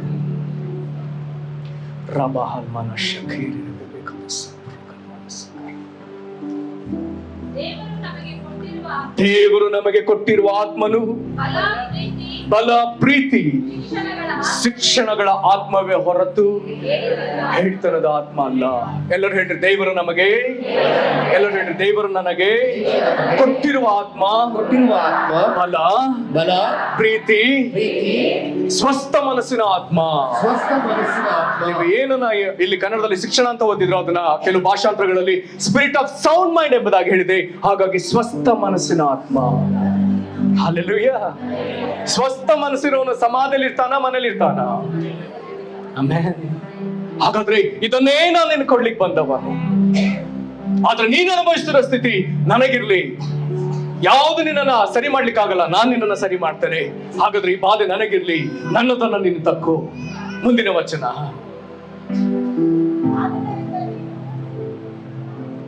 ಇಲ್ಲ, ಮಾರ್ಕ 5ನೇ ಅಧ್ಯಾಯದಲ್ಲಿ 4:5 ವಚನ ತೆಗೆದವರು ಓದ್ಬಹುದು. ಅವನು ನಿತ್ಯ ರಾತ್ರಿ ಹಗಲು ಸಮಾಧಿಯ ಗವಿಗಳಲ್ಲಿ, ಗುಡ್ಡಗಳಲ್ಲಿ ಆರ್ಭಟಿಸುತ್ತಾ ಕಲ್ಲುಗಳಿಂದ ತನ್ನನ್ನು ಕಡಿದುಕೊಳ್ಳುತ್ತಾ ಇದ್ದನು. ಈತನ ಅವಸ್ಥೆ, ಮೈಯೆಲ್ಲ ಗಾಯ ಕಾಣ್ಬೇಕಾದ್ರೆ ಈತನ ಬೆತ್ತಲ ಅವಸ್ಥೆ. ಹಾಗಾದ್ರೆ ಯೇಸು ಹೇಳ್ತಿದ್ದಾನೆ, ಅಯ್ಯೋ ನೀನಿಷ್ಟು ಅವಮಾನಕರವಾಗಿ ಜೀವಿಸ್ತಿದ್ಯಾ? ಇಲ್ಲ, ನಾನು ನಿನಗೆ ನೀತಿ ವಸ್ತ್ರ ಕೊಡ್ಲಿಕ್ಕೆ ಬಂದವನು. ನಾನು ನಿನಗೆ ಮಹಿಮಾಯ ವಸ್ತ್ರ ಕೊಡ್ಲಿಕ್ಕೆ ಬಂದವನು, ದುಃಖದಲ್ಲಿರುವ ನಿನಗೆ ಉತ್ಸಾಹ ಸ್ತೋತ್ರದ ವಸ್ತ್ರ ಕೊಡ್ಲಿಕ್ಕೆ ಬಂದವನು, ನನ್ನ ಪರಿಶುದ್ಧ ವಸ್ತ್ರವನ್ನ ಕೊಟ್ಟು ನಿನ್ನ ದೇವರ ಸನ್ನಿಧಿಯಲ್ಲಿ ನನ್ನ ಸಂಗಡ ನಡೆಯುವಂತೆ ಮಾಡುವುದಕ್ಕಾಗಿ ಬಂದವನು. ಇದೆಲ್ಲ ದೇವರ ವಾಕ್ಯ. ನಾವು ಪರಿಶುದ್ಧ ವಸ್ತ್ರವನ್ನು ಧರಿಸಿಕೊಂಡು ದೇವರ ಅತಿ ಹತ್ತಿರದಲ್ಲಿ ಕ್ರಿಸ್ತನೊಂದಿಗೆ ನಡೆದಾಡುವುದಕ್ಕಾಗಿ ಕರೆಯಲ್ಪಟ್ಟವನು. ಹಲ್ಲೆಲೂಯ. ಹಾಗಾದ್ರೆ ನೀನ್ ಬೆತ್ತಲಾಗಿದೆಯಾ? ಈ ಬೆತ್ತಲೆತನ ನನ್ನ ಮೇಲಿರಲಿ. ಅವನು ಮೈಯೆಲ್ಲ ಗಾಯ ಮಾಡ್ಕೊಂಡಿದ್ದಾನೆ. ಈಗ ಯೇಸು ಹೇಳ್ತಿದ್ದಾನೆ, ಅಯ್ಯೋ ನಿನ್ನ ಮೈಯಲ್ಲಿ ಇಷ್ಟೊಂದು ಗಾಯ ಖಂಡಿತ ನನಗೆ ಸಹಿಸ್ಲಿಕ್ಕೆ ಆಗ್ತಿಲ್ಲ. ಕಾರಣ ತಂದೆಯ ಹೃದಯ. ಮೊನ್ನೆ ದಿವಸ ರಾಹುಲ್ ಗಾಂಧಿ ವಯನಾಡಿಗೆ ಹೋದಾಗ ಅಲ್ಲಿ ನಿಮಗೆ ಗೊತ್ತು, ಗುಡ್ಡಗಳ ಕುಸಿತ ಆಗಿ ಮಳೆ ರಭಸಕ್ಕೆ ಹಳ್ಳಿಗಳೇ ಕೊಚ್ಚಿ ಹೋಗಿವೆ. ಬದುಕುಳಿದವರ ಆಕ್ರಂದನ, ವೇದನೆ, ರೋದನೆ ವಿಪರೀತವಾಗಿದೆ. ಅನೇಕ ನೊಂದ ಜನರನ್ನ ಆತನು ಸಂತೈಸುವಂತೆ ಅವರ ಬಳಿ ಮಾತನಾಡ್ತಾ ಅವರನ್ನು ಅಪ್ಪಿಕೊಳ್ಳಬೇಕಾದ್ರೆ ರಾಹುಲ್ ಗಾಂಧಿ ಹೇಳಿದ ಮಾತು, ಆ ಜನರ ದುಃಖ ನೋಡುವಾಗ ನನಗೆ ನನ್ನ ತಂದೆಯ ಸಾವು ಜ್ಞಾಪಕ ಬಂತು. ಅವರ ತಂದೆ ಸತ್ತಾಗ ಇವ್ರಿಗೆ ಯಾವ ದುಃಖವಾಯಿತು, ಈಗ ಅವರೊಂದಿಗೆ ಅದೇ ದುಃಖದ ಭಾವ ನನಗೆ ಬರ್ತಾ ಇದೆ. ಹಾಗಾದ್ರೆ ಒಬ್ಬ ಮನುಷ್ಯ ಅವನ ವೇದನೆ ತಕ್ಕೊಳ್ಳಿಕ್ಕೆ ಆಗದಿರುವಂತ ಒಬ್ಬ ಮನುಷ್ಯ ಇನ್ನೊಬ್ಬನ ವೇದನೆ ನೋಡಿ ದುಃಖ ಪಡುವುದಾದ್ರೆ, ನಮ್ಮ ವೇದನೆ ತೆಗೆದುಕೊಳ್ಳುವುದಕ್ಕಾಗಿ ಬಂದ ನಮ್ಮ ರಕ್ಷಕನು, ನಿನ್ನ ರಕ್ಷಕನು, ಅವನನ್ನು ನೋಡಿ ನಿನ್ನ ಬೆತ್ತಲೆತನ ನನಗಿರ್ಲಿ, ನಿನಗೆ ತಲೆಯಿಂದ ಕಾಲಿನವರೆಗಾದ ಎಲ್ಲಾ ಗಾಯಗಳದು ನನಗಿರ್ಲಿ ಎನ್ನುವಾಗ ಯೇಸುವಿನ ತಲೆ ಮೇಲೆ ಮುಳ್ಳಿನ ಕಿರೀಟ, ಯೇಸುವಿನ ತಲೆ ಮೇಲೆ ದೊಣ್ಣೆಗಳ ಪೆಟ್ಟು, ಆತನ ಬೆನ್ನು ಪಕ್ಕೆ ಎಲ್ಲಾ ಭಾಗಗಳಲ್ಲಿ ಮೈ ಮೇಲೆಲ್ಲ ಚಡಿಗಳ ಪೆಟ್ಟು, ಕೊರಡೆಗಳ ಪೆಟ್ಟು, ಕಬ್ಬಿಣದ ಮುಳ್ಳುಗಳಿಂದ ಆತನನ್ನು ಹೊಡೆದು ಎಳೆಯುವಾಗ ಚರ್ಮ, ರಕ್ತನಾಳಗಳು, ಮಾಂಸಖಂಡಗಳು ಕಿತ್ತು ಹೊರಗೆ ಬಂದದೆ. ಎಲ್ಲಿ ನೋಡಿದ್ರು ಚರ್ಮ ನೋಡ್ಲಿಕ್ಕೆ ಸಾಧ್ಯವಿಲ್ಲದಷ್ಟು ಗಾಯಗಳು ಯೇಸುವಿಗೆ. ಆತನಿಗೆ ಬಿದ್ದ ಪೆಟ್ಟುಗಳಲ್ಲಿ ಕಾಲುಗಳ ಮೇಲೆಲ್ಲ ಗಾಯ, ಕೈ ಕಾಲುಗಳಲ್ಲಿ ಆತನಿಗೆ ಮೊಳೆ ಗುರುತು. ಹಾಗಾದ್ರೆ ಅವನನ್ನು ನೋಡಿ ತಲೆಯಿಂದ ಕಾಲಿನವರೆಗೂ ಗಾಯ ಇರುವುದಾದ್ರೆ, ಹಾಗಾದ್ರೆ ಎಲ್ಲಾ ಮನುಷ್ಯರಿಗಿರುವಂತಹ ಈ ಬಾಧೆ ನನಗಿರ್ಲಿ ಎಂಬುದಾಗಿ ಯೇಸು ಎಲ್ಲವನ್ನ ತನ್ನ ಮೇಲೆ ತೆಗೆದುಕೊಂಡ. ಅವನು ಹೊತ್ತ ಹೊರೆಯು ನಮ್ಮ ಸಂಕಟವೇ. ಹೌದು, ಯೇಸು ಹೊತ್ತ ಹೊರೆಯು ನಿನ್ನ ಸಂಕಟವೇ. ಯೇಸು ಹೊತ್ತ ಹೊರೆಯು ನಿನ್ನ ಸಂಕಟವೇ. ಯೇಸು ಹೊತ್ತ ಹೊರೆಯು ನಿನ್ನ ಸಂಕಟವೇ. ಯೇಸು ಹೊತ್ತ ಹೊರೆಯು ನಿನ್ನ ಸಂಕಟವೇ. ಯೇಸು ನಿನ್ನ ಸಂಕಟವನ್ನು ಹೊತ್ತದ್ರಿಂದ ನಿನಗೆ ಬಿಡುಗಡೆ ನಿಶ್ಚಯ. ನಿನಗೆ ಬಿಡುಗಡೆ ನಿಶ್ಚಯ. ನಿನಗೆ ಬಿಡುಗಡೆ ನಿಶ್ಚಯ. ನಿನಗೆ ಬಿಡುಗಡೆ ನಿಶ್ಚಯ. ನಿನಗೆ ಸುಕ್ಷೇಮವನ್ನುಂಟು ಮಾಡುವ ದಂಡನೆ, ನಿನಗೆ ಸುಶಾಂತಿನುಂಟು ಮಾಡುವ ದಂಡನೆಯನ್ನ ಯೇಸು ಅನುಭವಿಸಿರುವುದರಿಂದ ನಿನ್ನ ದಂಡನೆ ಯೇಸುವಿಗೆ, ಆತನ ಸಮಾಧಾನ, ಯೆಹೋವ ಶಾಲೋಮ್ ಸಮಾಧಾನ ನಿನಗೆ. Hallelujah, hallelujah. ಯೇಸುವಿಗೆ ಹೇಳೋಣ, ನಿನಗೆ ಸ್ತೋತ್ರಪ್ಪ. ನನ್ನ ಮೇಲೆ ಇಷ್ಟ ಆಗಿ ಮನ ಮರುಗಿದ ದೇವರೇ, ನಿನಗೆ ಸ್ತೋತ್ರ, ನಿನಗೆ ಸ್ತೋತ್ರ, ನಿನಗೆ ಸ್ತೋತ್ರ. ಯೇಸುವಿಗೆ ಒಂದು ಒಳ್ಳೆ ಚಪ್ಪಾಳೆ ಕಾಣಿಕೆ ನಾನು.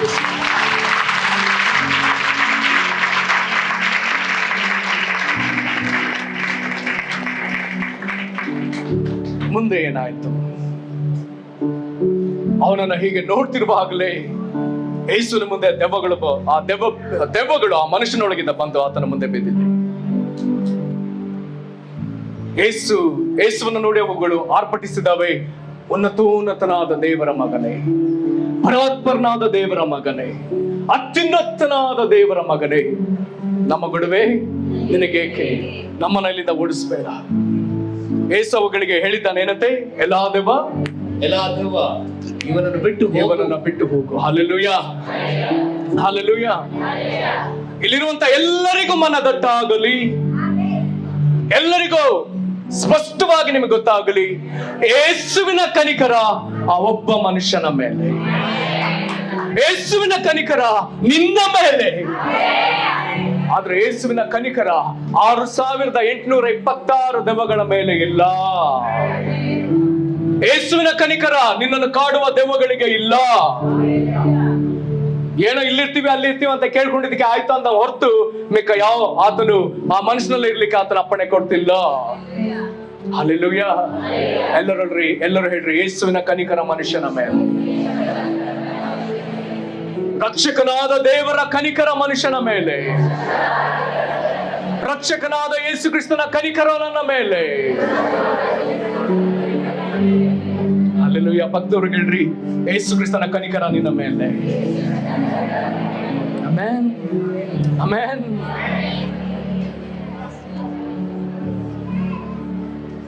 ದೆವ್ವಗಳು ಎಷ್ಟೇ ಬೇಡಿದ್ರು, ಗೆಂಜಿದ್ರು, ನರಳಿದ್ರು, ಅಯ್ಯೋ ಪಾಪ ಅಂತ ತಮ್ಗೆ ಹೇಳ್ಕೊಂಡ್ರು, ನಮಗ್ ಬಿಡಿಸ್ಬೇಡ ಅಂತ ಎಷ್ಟೇ ನಮ್ಮನ್ನ ಪುಸ್ಲಾಯಿಸಿದ್ರು, ಯಾವುದೇ ಕಾರಣಕ್ಕೂ ಯೇಸುವಿನ ಕನಿಕರ ಅವುಗಳಿಗಿಲ್ಲ. ಹಾಗಾಗಿ ದೇವ ಜನರಾದ ನಿಮಗೂ ಹೇಳ್ತೇನೆ, ಅವುಗಳಿಗೆ ನೀವು ಕನಿಕರ ತೋರಿಸ್ಲಿಕ್ಕೆ ಆಗಲ್ಲ. ಆಮೇಲೆ ಈಗಾಗಲೇ ಅವುಗಳ ಲೆಕ್ಕ ಯೇಸುದ ಹೆಸರುಗಳಿದ ಅವುಗಳೇನಂತ ಹೇಳುದು, ದಂಡು ಅಂತ ಹೇಳುದು. 6,000 ಚಿಲ್ಲರೆ ದೆವ್ವಗಳು ಒಳಗಿದೆ. ನಾನು ಇವತ್ತು ಹೇಳಿದ ಲೆಕ್ಕ ಸರಿಯಾದ ಲೆಕ್ಕ. ಇಲ್ಲಿ ತನಕ ಆ ಲೆಕ್ಕನ ಸರಿ ತಿಳ್ಕೊಳ್ಳಿಕ್ಕೆ ಪ್ರಯತ್ನ ಪಟ್ಟೆ. ಇವತ್ತು ಹೇಳಿದ ಸರಿಯಾದ ಲೆಕ್ಕ. ಈಗ ಅವುಗಳು ಕೇಳ್ಕೊಂಡು ಆ ಹಂದಿಗಳೊಳಗೆ ಹೋಗ್ತೀವಂತ ಹೇಳಿ ಯೇಸು ಏನಂದ, ಹೋಗ್ರಿ ಅಂತ. ದೆವ್ವ ಏನ್ ಕೇಳ್ಕೊಳ್ತು? ಹಂದಿಗಳೊಳಗೆ ಹೋಗ್ತೀವಷ್ಟೇ. ಆದ್ರೆ ಅವು ಹೋದು ಚೇಷ್ಟೆ ಬುದ್ಧಿ ಮಾತ್ರ ಬಿಡ್ಲಿಲ್ಲ.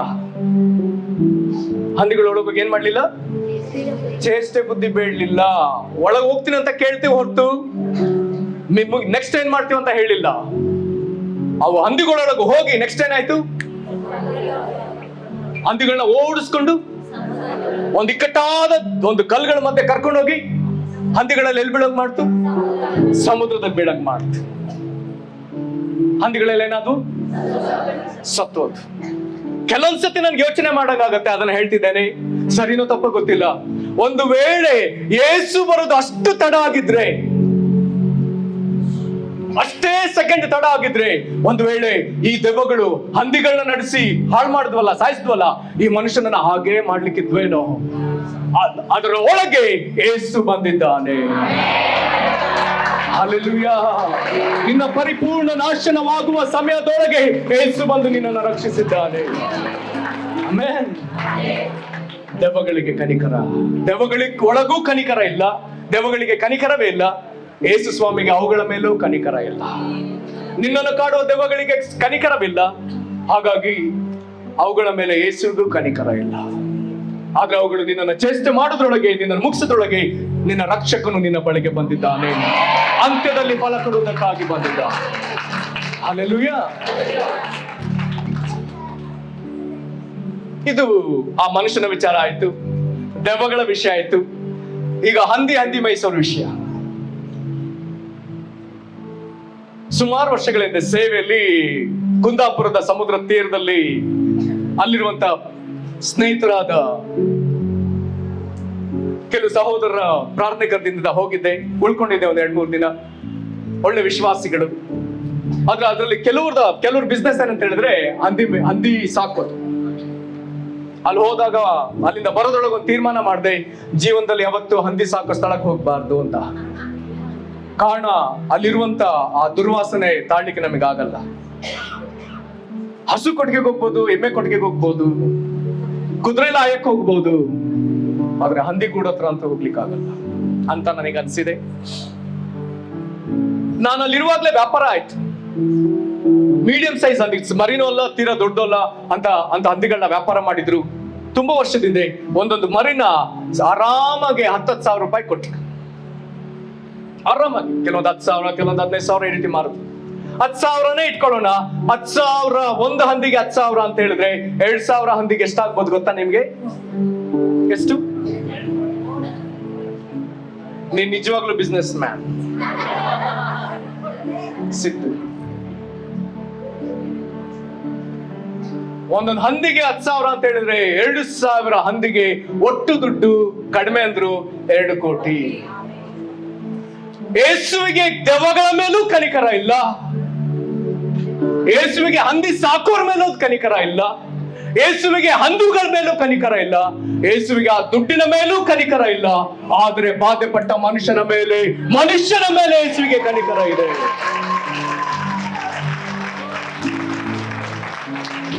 ದೇವ ಜನರು ಈ ಮಾತನ್ನ ಗಟ್ಟಿಯಾಗಿ ಅರ್ಥ ಮಾಡಿಕೊಳ್ಳ್ರಿ. ಯೇಸು ಬಂದದ್ದು ನಮ್ಮ ಮನುಷ್ಯರಿಗೆ ಬೆಳಕಾಗಿ. ಯೋಹಾನನ ಸುವಾರ್ತೆ 1ನೇ ಅಧ್ಯಾಯ 4ನೇ ವಚನ. ಯೋಹಾನನ ಸುವಾರ್ತೆ 1ನೇ ಅಧ್ಯಾಯ 4ನೇ ವಚನ. ಆತನಲ್ಲಿ ಜೀವವಿತ್ತು, ಆ ಜೀವವು ಮನುಷ್ಯರಿಗೆ ಬೆಳಕಾಗಿತ್ತು. ಹಲ್ಲೆಲೂಯಾ. ಎಲ್ಲರೂ ಹೇಳ್ರಿ. ಆ ಜೀವವು ಮನುಷ್ಯರಿಗೆ ಬೆಳಕಾಗಿತ್ತು. ಎಲ್ಲರೂ ಆ ಜೀವವು ಮನುಷ್ಯರಿಗೆ ಬೆಳಕಾಗಿತ್ತು. ಯೇಸುವೆಂಬ ಜೀವ ಮನುಷ್ಯರಿಗೆ ಬೆಳಕು. ಹಲ್ಲೆಲೂಯಾ. ಇಲ್ಲಿ ಮನುಷ್ಯರು ಅಂತ ಬಹುವಚನ ಹೇಳಿದೆಯಲ್ಲ, 9ನೇ ವಚನಕ್ಕೆ ಹೋಗೋಣ. ಇಲ್ಲೇ ಯೋಹಾನ 1:9. ನಿಜವಾದ ಬೆಳಕು, ನಿಜವಾದ ಬೆಳಕು. ಇಲ್ಲಿ ಯೇಸು ನಿಜವಾದ ಬೆಳಕು ಲೋಕಕ್ಕೆ ಬರುವುದಾಗಿತ್ತು. ಆ ಬೆಳಕೆ ಪ್ರತಿ ಮನುಷ್ಯನಿಗೂ ಬೆಳಕನ್ನು ಕೊಡುವಂತದ್ದು. 4ನೇ ವಚನದಲ್ಲಿ ಮನುಷ್ಯನಂತ ಎಲ್ಲರನ್ನ ಸೇರಿಸಿ ಹೇಳ್ದ. ಈಗ 9ನೇ ವಚನದಲ್ಲಿ ಒಬ್ಬೊಬ್ಬರಿಗೂ ಆತನೇ ಬೆಳಕು. Hallelujah, hallelujah. ನಿನ್ನೊಬ್ಬನಿಗೆ ಯೇಸು ಬೆಳಕು. ಈ ಮಾತುಗಳಲ್ಲಿ ಸ್ಪಷ್ಟ. ಯೇಸು ಏನನ್ನ ರಕ್ಷಿಸ್ಲಿಕ್ಕೆ ಭೂಮಿಗೆ ಬಂದ? ಯೇಸು ಏನನ್ನ ರಕ್ಷಿಸಲಿಕ್ಕೆ ಬಂದ? ಸೃಷ್ಟಿಯಲ್ಲಿ ಸೂರ್ಯನನ್ನ ರಕ್ಷಿಸ್ಲಿಕ್ಕೆ ಬಂದ? ಇಲ್ಲ. ಸೃಷ್ಟಿಯಲ್ಲಿ ಚಂದ್ರನನ್ನ ರಕ್ಷಿಸ್ಲಿಕ್ಕೆ ಬಂದ? ಇಲ್ಲ. ಭೂಮಿಯಲ್ಲಿ ಮರಗಿಡಗಳನ್ನ ರಕ್ಷಿಸ್ಲಿಕ್ಕೆ ಬಂದ? ಇಲ್ಲ. ಸಮುದ್ರ, ನದಿ, ಕೆರೆಗಳನ್ನ ರಕ್ಷಿಸ್ಲಿಕ್ಕೆ ಬಂದ? ಇಲ್ಲ. ಕಲ್ಲು ಮಣ್ಣು ರಕ್ಷಿಸ್ಲಿಕ್ಕೆ ಬಂದ? ಇಲ್ಲ. ಚಿನ್ನ ಬೆಳ್ಳಿನ ತುಂಬಾ ಬೆಲೆ ಕೊಡ್ತೀವಲ್ಲ, ವಜ್ರ ವೈಢೂರ್ಯ, ಇದನ್ನ ರಕ್ಷಿಸ್ಲಿಕ್ಕೆ ಬಂದ? ಇಲ್ಲ. ಜೀವವೆಂಬ ಯೇಸು, ಆತನು ಮನುಷ್ಯರಿಗೆ ಬೆಳಕು. ನಿಜವಾದ ಬೆಳಕು ಈ ಲೋಕಕ್ಕೆ ಬರುವುದಿತ್ತು. ಆ ಬೆಳಕೆ ಪ್ರತಿ ಮನುಷ್ಯನಿಗೆ ಬೆಳಕು. ನಿನ್ನ ಜೀವಿತದಲ್ಲಿ ಯಾವ ವಿಧದ ಕತ್ತಲಿದೆಯೋ ಆ ಕತ್ತಲನ್ನ ಹೋಗಲಾಡಿಸುವ ನಿಜವಾದ ಬೆಳಕು ಯೇಸು. ನಿನ್ನೊಳಗೆ ಒಂದು ಕತ್ತಲು, ನಿನ್ನೊಳಗೆ ಒಂದು ವಿಧದ ಕತ್ತಲು, ನಿನ್ನೊಳಗೆ ಒಂದು ವಿಧದ ಕತ್ತಲು, ಬೇರೆ ಬೇರೆ ವಿಧದ ಕತ್ತಲು ಇದೆಯಲ್ಲ. ಹಾಗಾದ್ರೆ ರೋಗವೆಂಬ ಕತ್ತಲಿದ್ರೆ ಯೇಸು ನಿನಗೆ ಆರೋಗ್ಯವೆಂಬ ಬೆಳಕು. ಬಡತನ ಎನ್ನುವಂತ ಕತ್ತಲಿದ್ರೆ ಯೇಸು ನಿನಗೆ ಸಮೃದ್ಧಿ ಎನ್ನುವಂತ ಬೆಳಕು. ಹಲ್ಲೆಲೂಯಾ. ಹೆದರಿಕೆ ಎನ್ನುವಂತ ಕತ್ತಲು ನಿನ್ನೊಳಗಿದ್ರೆ ಯೇಸು ನಿನಗೆ ಧೈರ್ಯ ಕೊಡುವ ಬೆಳಕು. ಅಪನಂಬಿಕೆ ಎನ್ನುವಂತ ಕತ್ತಲು ನಿನ್ನೊಳಗಿದ್ರೆ ಯೇಸು ನಿನಗೆ ನಂಬಿಕೆ, ವಿಶ್ವಾಸ ಕೊಡುವಂತ ಬೆಳಕು. ಹಲ್ಲೆಲೂಯಾ. ಯಾವ ವಿಧ ಮರಣವೆಂಬ ಕತ್ತಲಿದ್ರೆ ಆತ ನಿನಗೆ ಜೀವವೆಂಬ ಬೆಳಕು. ಅದಕ್ಕೆ ಯಾಕೋ ಹೇಳ್ತಾನೆ, ಸಕಲ ವಿಧವಾದ ಬೆಳಕಿಗೂ ಮೂಲ ಕಾರಣ ಆತನೇ. ನಮಗೆ ಕೆಲವೊಂದು ಬೆಳಕು ಗೊತ್ತಷ್ಟೇ. ಸೂರ್ಯನ ಬೆಳಕು, ಟ್ಯೂಬ್ಲೈಟ್ ಬೆಳಕು, ಆ ಬೆಳಕು, ಕ್ಯಾಂಡಲ್ ಬೆಳಕು, ದೀಪದ ಬೆಳಕು, ಈ ರೀತಿ ಬೆಳಕು ಗೊತ್ತು. ಆದ್ರೆ ದೇವರಲ್ಲಿ ಅನೇಕ ವಿಧದ ಬೆಳಕಿದೆ. ಆ ಬೆಳಕೆಲ್ಲವೂ ನಿನಗೆ ಬೆಳಕು. ಹಲ್ಲೆಲೂಯಾ. ಹಾಗಾಗಿ ನಾನು ತಿರುಗಿ ಹೇಳ್ತೇನೆ, ಯೇಸು ಅವನ ಮುಂದೆ ನಿಂತಾಗ ಆತನ ಹಂದಿಗಳನ್ನು ನೋಡ್ತಾ ಇಲ್ಲ, ಆತನ ದುಡ್ಡನ್ನು ನೋಡ್ತಾ ಇಲ್ಲ, ಬೇರೆ ಯಾರನ್ನು ಗಮನಿಸ್ತಿಲ್ಲ. ಆತ ನೋಡ್ತಿರುವುದಲ್ಲ, ಬಂಧನದಲ್ಲಿ ಬಾಧಲಿರುವಂತಹ ಮನುಷ್ಯನನ್ನ ಮಾತ್ರ ನೋಡಿ ಅವನನ್ನು ಮಾತ್ರ ರಕ್ಷಿಸುವುದಕ್ಕೆ ಆತನಲ್ಲಿ ನಿಂತಿದ್ದಾನೆ. ಹಾಗಾಗಿ ನಿನ್ನ ರಕ್ಷಣೆಯೇ ಆತನಿಗೆ ಪ್ರಾಮುಖ್ಯ. ಹಲ್ಲೆಲೂಯಾ.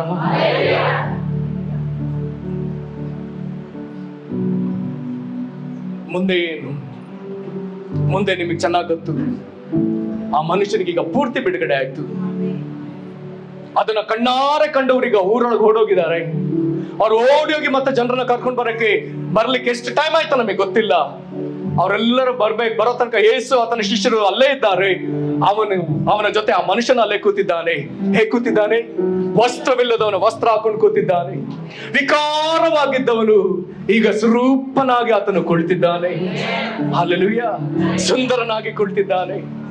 ಕಾಯಗಳುಳ್ಳವನು ಗುಣವಾಗಿ ಕುಳಿತಿದ್ದಾನೆ. ವಿಕೃತ ಮನಸ್ಸಿನವನು, ಸಮಾಧಿಗಳಲ್ಲಿರುವವನು, ಆರ್ಭಟಿಸುವವನು, ಇತರನ್ನ ಬೆದರಿಸುವವನು, ತನ್ನನ್ನು ಜಜ್ಜಿಕೊಳ್ಳುವವನು ಈಗ ಸ್ವಸ್ಥ ಮನಸ್ಸಿಂದ ಸಮಾಧಾನ ಸ್ಥಿತಿಯಲ್ಲಿ ಕುಳಿತಿದ್ದಾನೆ. ಹಲ್ಲೆಲೂಯಾ.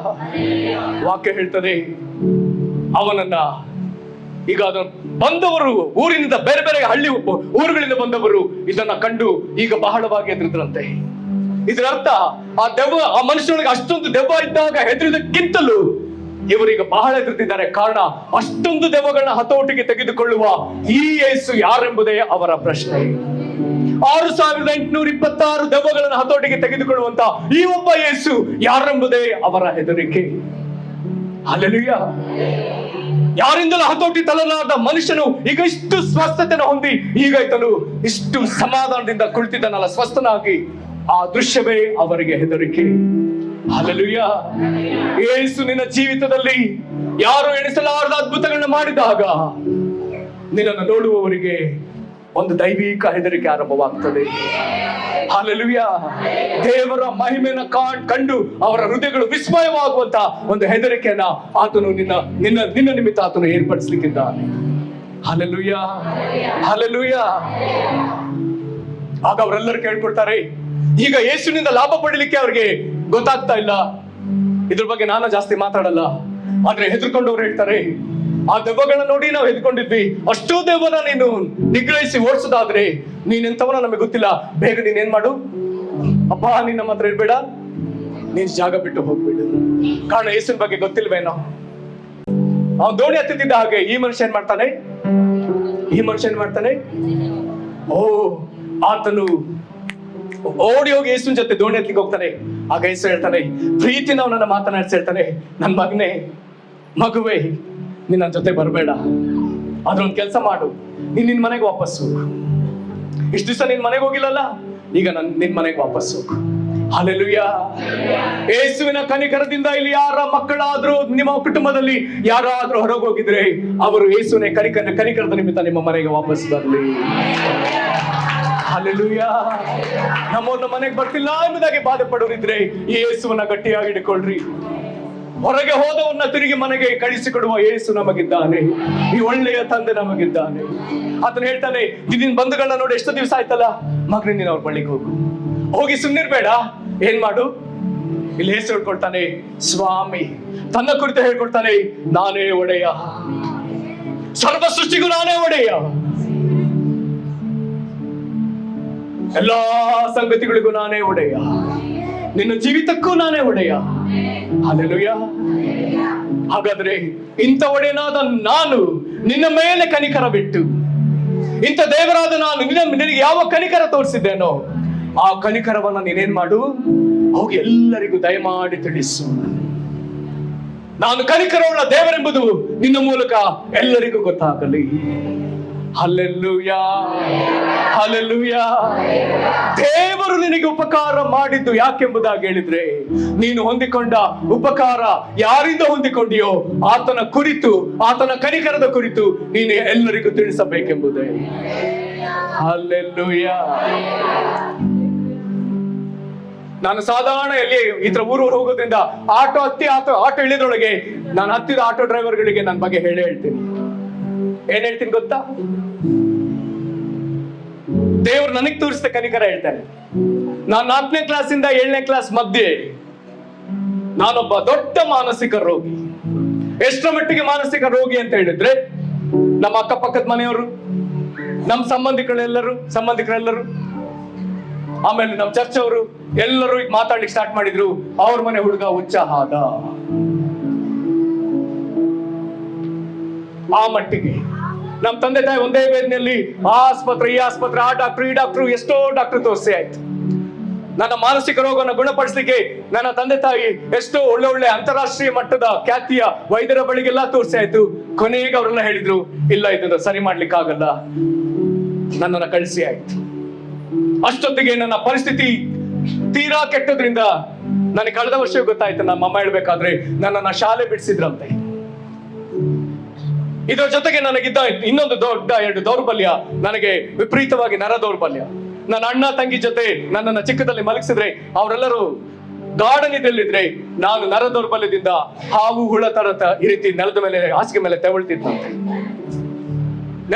ಕೂರ್ಸಿದ್ರೆ ನೆಟ್ಟಿಗೆ ಕೂರ್ಲಿಕ್ಕೆ ಆಗಲ್ಲ, ನರ ದೌರ್ಬಲ್ಯ. ಇದ್ರ ಜೊತೆ ಇನ್ನೊಂದು ದೊಡ್ಡ ದೌರ್ಬಲ್ಯ, ನನ್ನ ಬಾಯಿ ತೊದಲು ಬಾಯಿ. ಏನಾದ್ರೂ ಹೇಳ್ಬೇಕಾದ್ರೆ ಅಂತೇಳಿ ಅದನ್ನೆಷ್ಟೋ ಹಿಡಿದು ಮಾತಾಡುವಂತ ಬಾಯಿ. ಯಾವ ಬಿಡುಗಡೆ ಏನ್ ಮಾಡ್ಬೇಕು ಗೊತ್ತಿಲ್ಲದೆ ಉಳಿದಿದ್ದೊಂದೇ, ನನ್ನ ತಾಯಿ ನನ್ನ ಇಂಥ ಹೀನ ಸ್ಥಿತಿಗೆ ಹಗಲು ರಾತ್ರಿ ಕಣ್ಣೀರಿಡ್ತಾ ಕೆಲಸ ಮಾಡ್ತಾ, ಬೆಳಗ್ಗೆದ್ದಾಗ ರಾತ್ರಿ ಮಲಗುವಾಗ ಕೆಲಸ ಮಾಡುವಾಗೆಲ್ಲ ಕಣ್ಣೀರಿನಿಂದ ದೇವರ ಮೊರೆ ಹೋಗುದೊಂದೇ ನನ್ನ ತಾಯಿಗೆ ಗೊತ್ತಿತ್ತು. ಇಂತಹ ಸಂದರ್ಭದಲ್ಲಿ ಪಕ್ಕದ ಊರಿಗೆ ಒಬ್ಬ ದೇವ ಸೇವಕರು ಬಂದಿದ್ರು. ಅವ್ರನ್ನ ಕರೆಸಿದಂತ ಆ ಸಭೆಯ ಪಾಸ್ಟರ್ ನನ್ನ ತಂದೆ ಫ್ರೆಂಡ್, ಅವರು ನಮ್ಮ ತಂದೆಗೆ ಈ ಕೂಟಕ್ಕೆ ಬರ್ರಿ ಅಂತ ಹೇಳಿದ್ರು. ಒಂದು ಭಾನುವಾರ ಸಂಜೆ ನಮ್ಮ ತಂದೆ ಆ ಕೂಟಕ್ಕೆ ಹೋಗ್ಬೇಕಾದ್ರೆ ನಮ್ಮನ್ನೆಲ್ಲ ಕರ್ಕೊಂಡು ಹೋದ್ರು. ಸಂಜೆ ವೇದಿಕೆಯಲ್ಲಿ ಕೂಟ ನಡೆಯುವಾಗ ನಾವು ಮೈದಾನದಲ್ಲಿ ಕತ್ತಲೆ ಚೇರ್ ಮೇಲೆ ಕುಳಿತಿದ್ವಿ. ವೇದಿಕೆಗೆ ಪ್ರಸಂಗಿಗಳು ಬಂದ್ರು, ದೇವರ ಸೇವಕರು. ಹೀಗೆ ಅವ್ರು ಹಾಡು ಹೇಳ್ತಾ, ವಾಕ್ಯ ಹೇಳ್ತಾ ಮಧ್ಯದಲ್ಲಿ ನಿಲ್ಲಿಸಿ 2ನೇದಾಗಿ ನನ್ನ ಕುರಿತು ಹೇಳಿದ್ದಾರೆ, ಇಲ್ಲಿ ಒಬ್ಬ ತಾಯಿ ಕುಳಿತಿದ್ದೀರಿ, ನಿಮ್ಮ ಮಗನಿಗೆ ಇಂತಿಂತ ಸಮಸ್ಯೆಗಳಿದೆ, ದೇವ್ರು ನಿಮ್ಮ ಪ್ರಾರ್ಥನೆ ಕೇಳಿದ್ದಾನೆ, ದೇವರಿಗೆ ನಿನ್ನ ಮಗನನ್ನ ಮುಟ್ಟಿದ್ದ. ಹಲ್ಲೆಲೂಯಾ. ಒಬ್ಬ ಒಬ್ಬ ಮಾನಸಿಕ ರೋಗಿಯಾಗಿ, ಒಬ್ಬ ಹುಚ್ಚನಾಗಿ, ನರದೌರ್ಬಲ್ಯವುಳ್ಳವನಾಗಿ, ತೊದಲು ಬಾಯವನಾಗಿ ಕೂಟಕ್ಕೆ ಹೋದೆ. ಆದ್ರೆ ಸ್ವಸ್ಥ ಮನಸ್ಸಿನವನಾಗಿ, ನರ ದೌರ್ಬಲ್ಯಗಳಿಂದ ಬಿಡುಗಡೆ ಹೊಂದಿ, ಸ್ವಸ್ಥ ಹೊಂದಿ, ಉತ್ತಮನಾಗಿ ಮಾತನಾಡುವನಾಗಿ ಅಲ್ಲಿಂದ ಮನೆಗೆ ಬಂದೆ. Hallelujah, hallelujah. ಇದು ಸ್ವಾಮಿಯು ನನಗೆ ತೋರಿಸಿದ ಕರುಣೆ. ಹಲ್ಲೆಲೂಯಾ. ನಾವು ಸಾಧಾರಣ ಆಟೋ ಡ್ರೈವರ್ಗಳಿಗೆಲ್ಲ ಹೇಳಿ, ನೀವು ನಿಮ್ಮ ಜೀವಿತದಲ್ಲಿ ಹೋರಾಟ ಬಂದ್ರೆ ಏಸು ಎಂಬುದಾಗಿ ಕರೀಲಿಕ್ಕೆ ಮರಿಬೇಡ್ರಿ. ಆತ ನಿಮಗೆ ಕನಿಕರ ತೋರಿಸ್ತಾ, ಏನೂ ಮಾಡೋದು ಬೇಡ, ಆತನನ್ನು ಏಸು ಅಂತ ಕರೆದ್ರೆ ಸಾಕು. ಹಲ್ಲೆಲೂಯಾ. ಸ್ವಾಮಿ ನಿನಗೆ ತೋರಿದ ಕರುಣೆಯನ್ನ ನೀನು ಎಲ್ಲೆಡೆ ಸಾರಲೇಬೇಕು. ಒಂದಲ್ಲ ಎರಡಲ್ಲ, ಎಷ್ಟೋ ಸಾವಿರಾರು ಕನಿಕರದ ಕಾರ್ಯಗಳನ್ನ ಈಗಾಗಲೇ ನಾವೆಲ್ಲರೂ ಅನುಭವಿಸಿದ್ದೇವೆ.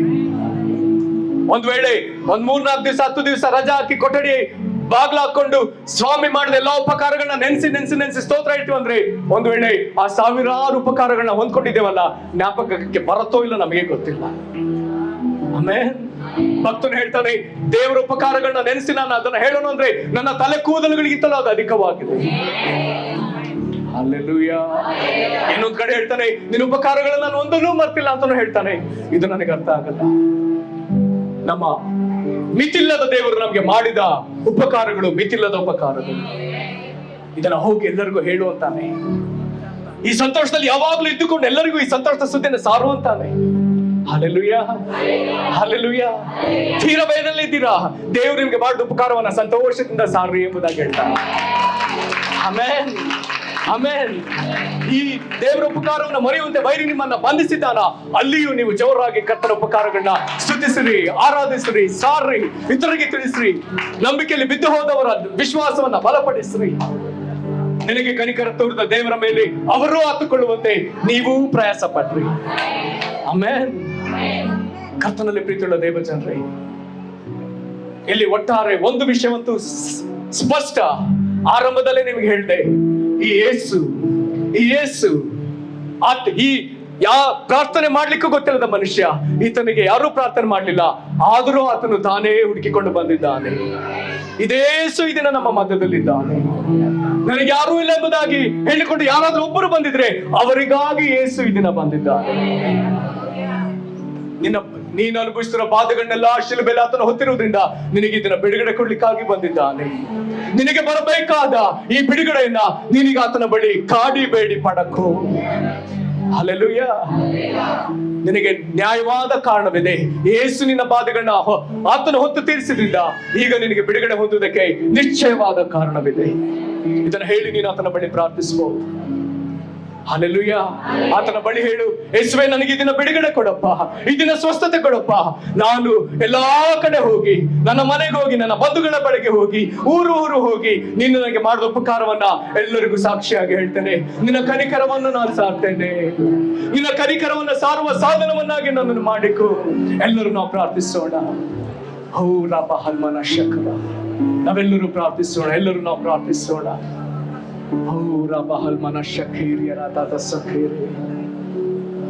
ಕಲ್ವಾರಿ ಶಿಲುಬೆಯಲ್ಲಿ ನಿನಗಾಗಿ ಬಾಧೆಪಟ್ಟ ಯೇಸು, ನೀನು ಅನುಭವಿಸ್ತಿರೋ ಈ ಬಾಧೆನ ಆತನು ಅನುಭವಿಸಿದ್ದಾನೆ. ಶರೀರದ ಯಾವ ಅಂಗದಲ್ಲಿ ನಿನಗೆ ಬಾಧೆ ಇದೆಯೋ ಆ ಬಾಧೆ ಯೇಸು ಅನುಭವಿಸಿದ್ದಾನೆ. ಯಾವ ಮಾನಸಿಕ ಬಾಧೆ ಇದೆಯೋ ಆ ಬಾಧೆ ಯೇಸು ಅನುಭವಿಸಿದ್ದಾನೆ. ಯಾವ ಅವಮಾನ ಅನುಭವಿಸ್ತಿದೆಯೋ ಆ ಅವಮಾನವನ್ನು ನಿನಗಿಂತ ಕನಿಷ್ಠವಾಗಿ ಯೇಸು ಅನುಭವಿಸಿದ್ದಾನೆ. ಯಾವ ದೆವ್ವಗಳ ಕಾಟವಿದೆಯೋ ಆತನು ಅವುಗಳೊಂದಿಗೆ ಹೋರಾಡಿ ನಿನಗೆ ಬಿಡುಗಡೆ ಕೊಡುವುದಕ್ಕಾಗಿ ಆತನು ಅವುಗಳ ಮೇಲೆ ಜಯ ಸಾಧಿಸಿದ್ದಾನೆ. ಕಲ್ವಾರಿ ಶಿಲುಬೆ ಬಳಿಗೆ, ಯೇಸುವಿನ ಬಳಿಗೆ ಈಗಲೇ ಓಡಿ ಬಾ, ಈಗಲೇ ಓಡಿ ಬಾ, ಈಗಲೇ ಓಡಿ ಬಾ. ಕಲ್ವಾರಿ ಶಿಲುಬೆ ಬಳಿಗೆ ಬಾ. ನಿನಗಾಗಿ ಬಾಧೆ ಪಟ್ಟ ಯೇಸುವಿನ ಬಳಿಗೆ ಬಾ. ನಿನ್ನ ಸಂಕಟವನ್ನು ಹೊತ್ತ ಯೇಸುವಿನ ಬಳಿಗೆ ಬಾ. ನಿನ್ನ ನೋಡಿ ಮನೆ ಮರುಗುವ ಯೇಸುವಿನ ಬಳಿಗೆ ಬಾ. ಅವರ ಬಳಿಗೆ ಇವರ ಬಳಿಗೆ ಹೋಗಿದ್ದು ಸಾಕು. ನಿನ್ನ ಸಾಲ ತೀರಿಸುವುದಕ್ಕಾಗಿ ಅಲ್ಲಿ ಸಾಲ ಮಾಡಿದ್ದು ಸಾಕು. ತಾನು ಐಶ್ವರ್ಯವಂತನಾಗಿದ್ದರು ಆತನು ಬಡವನಾಗುವುದರಿಂದ ನೀನು ಐಶ್ವರ್ಯವಂತನಾಗುವಂತೆ ಆತ ನಿನ್ನ ಬಡತನವನ್ನ ತಾನು ಹೊತ್ತಿದ್ದಾನೆ. ನಿನ್ನ ಸಾಲ ತೀರಿಸುವ ಯೇಸುವಿನ ಬಳಿಗೆ ಬಾ. ಒಪ್ಪಿಸಿಕೊಡು ಸಹೋದರನೇ, ಒಪ್ಪಿಸಿಕೊಡು. ಒಪ್ಪಿಸಿಕೊಡು ಸಹೋದರಿಯೇ, ಒಪ್ಪಿಸಿಕೊಡು. ಕಣ್ಣೀರಿನಿಂದ ಆತನ ಬಳಿಗೆ ಬಾ. ಯೇಸುವೆ ನನ್ನ ಮೇಲೆ ಮನಮರಿಗೆ ಬಾ, ಪ್ರಾರ್ಥನೆಯೊಂದಿಗೆ ಬಾ. ಓ ರಬ ಹಲ್ಮನ ಶಖೇರಿಯಲ ದರ್ಸಕೂರ ರಕ್ಲೇಬೇಕ ರಬ ಹಲ್ಮನ ಶಖೂರ. ಯೇಸುವನ್ನ ಗಟ್ಟಿಯಾಗಿ ಹಿಡ್ಕೊಪ್ಪ, ಯೇಸುವನ್ನ ಗಟ್ಟಿಯಾಗಿ ಹಿಡ್ಕೊ. ಯೇಸುವಿನ ಬಳಿ ಪ್ರಾರ್ಥಿಸೋಣ, ಯೇಸುವಿನ ಬಳಿ ಪ್ರಾರ್ಥಿಸೋಣ. ಗೆರಸೇನರ ಸೀಮೆಯೊಳಗೆ ಕಾಲಿಟ್ಟು ಯೇಸುವೆ, ಈಗ ನನ್ನ ಸೀಮೆಯೊಳಗೆ ನೀನು ಕಾಲಿಡು. ಕೇಳ್ರಿ, ನನ್ನ ಮನೆಯೊಳಗೆ ನೀನು ಕಾಲಿಡು, ನನ್ನ ಎಲ್ಲೆಯೊಳಗೆ ನೀನು ಕಾಲಿಡು, ನನ್ನ ಕುಟುಂಬದೊಳಗೆ ನೀನು ಕಾಲಿಡು, ನನ್ನ ಸೇವಾ ಕ್ಷೇತ್ರದೊಳಗೆ ನೀನು ಕಾಲಿಡು, ನನ್ನ ಬಿಸ್ನೆಸ್ ನೊಳಗೆ ನೀನು ಕಾಲಿಡು, ನನ್ನ ಕ್ಷೇತ್ರದೊಳಗೆ. ಯೇಸುವೆ ಬಾ. ಎಲ್ಲರೂ ಕೇಳ್ರಿ, ಯೇಸುವೆ ಬಾ, ಯೇಸುವೆ ಬಾ, ಯೇಸುವೆ ಬಾ, ಯೇಸುವೆ ಬಾ. ಓ ಪ್ರಭಾ ಹಲ್ಮನ ಶಖೇರಿ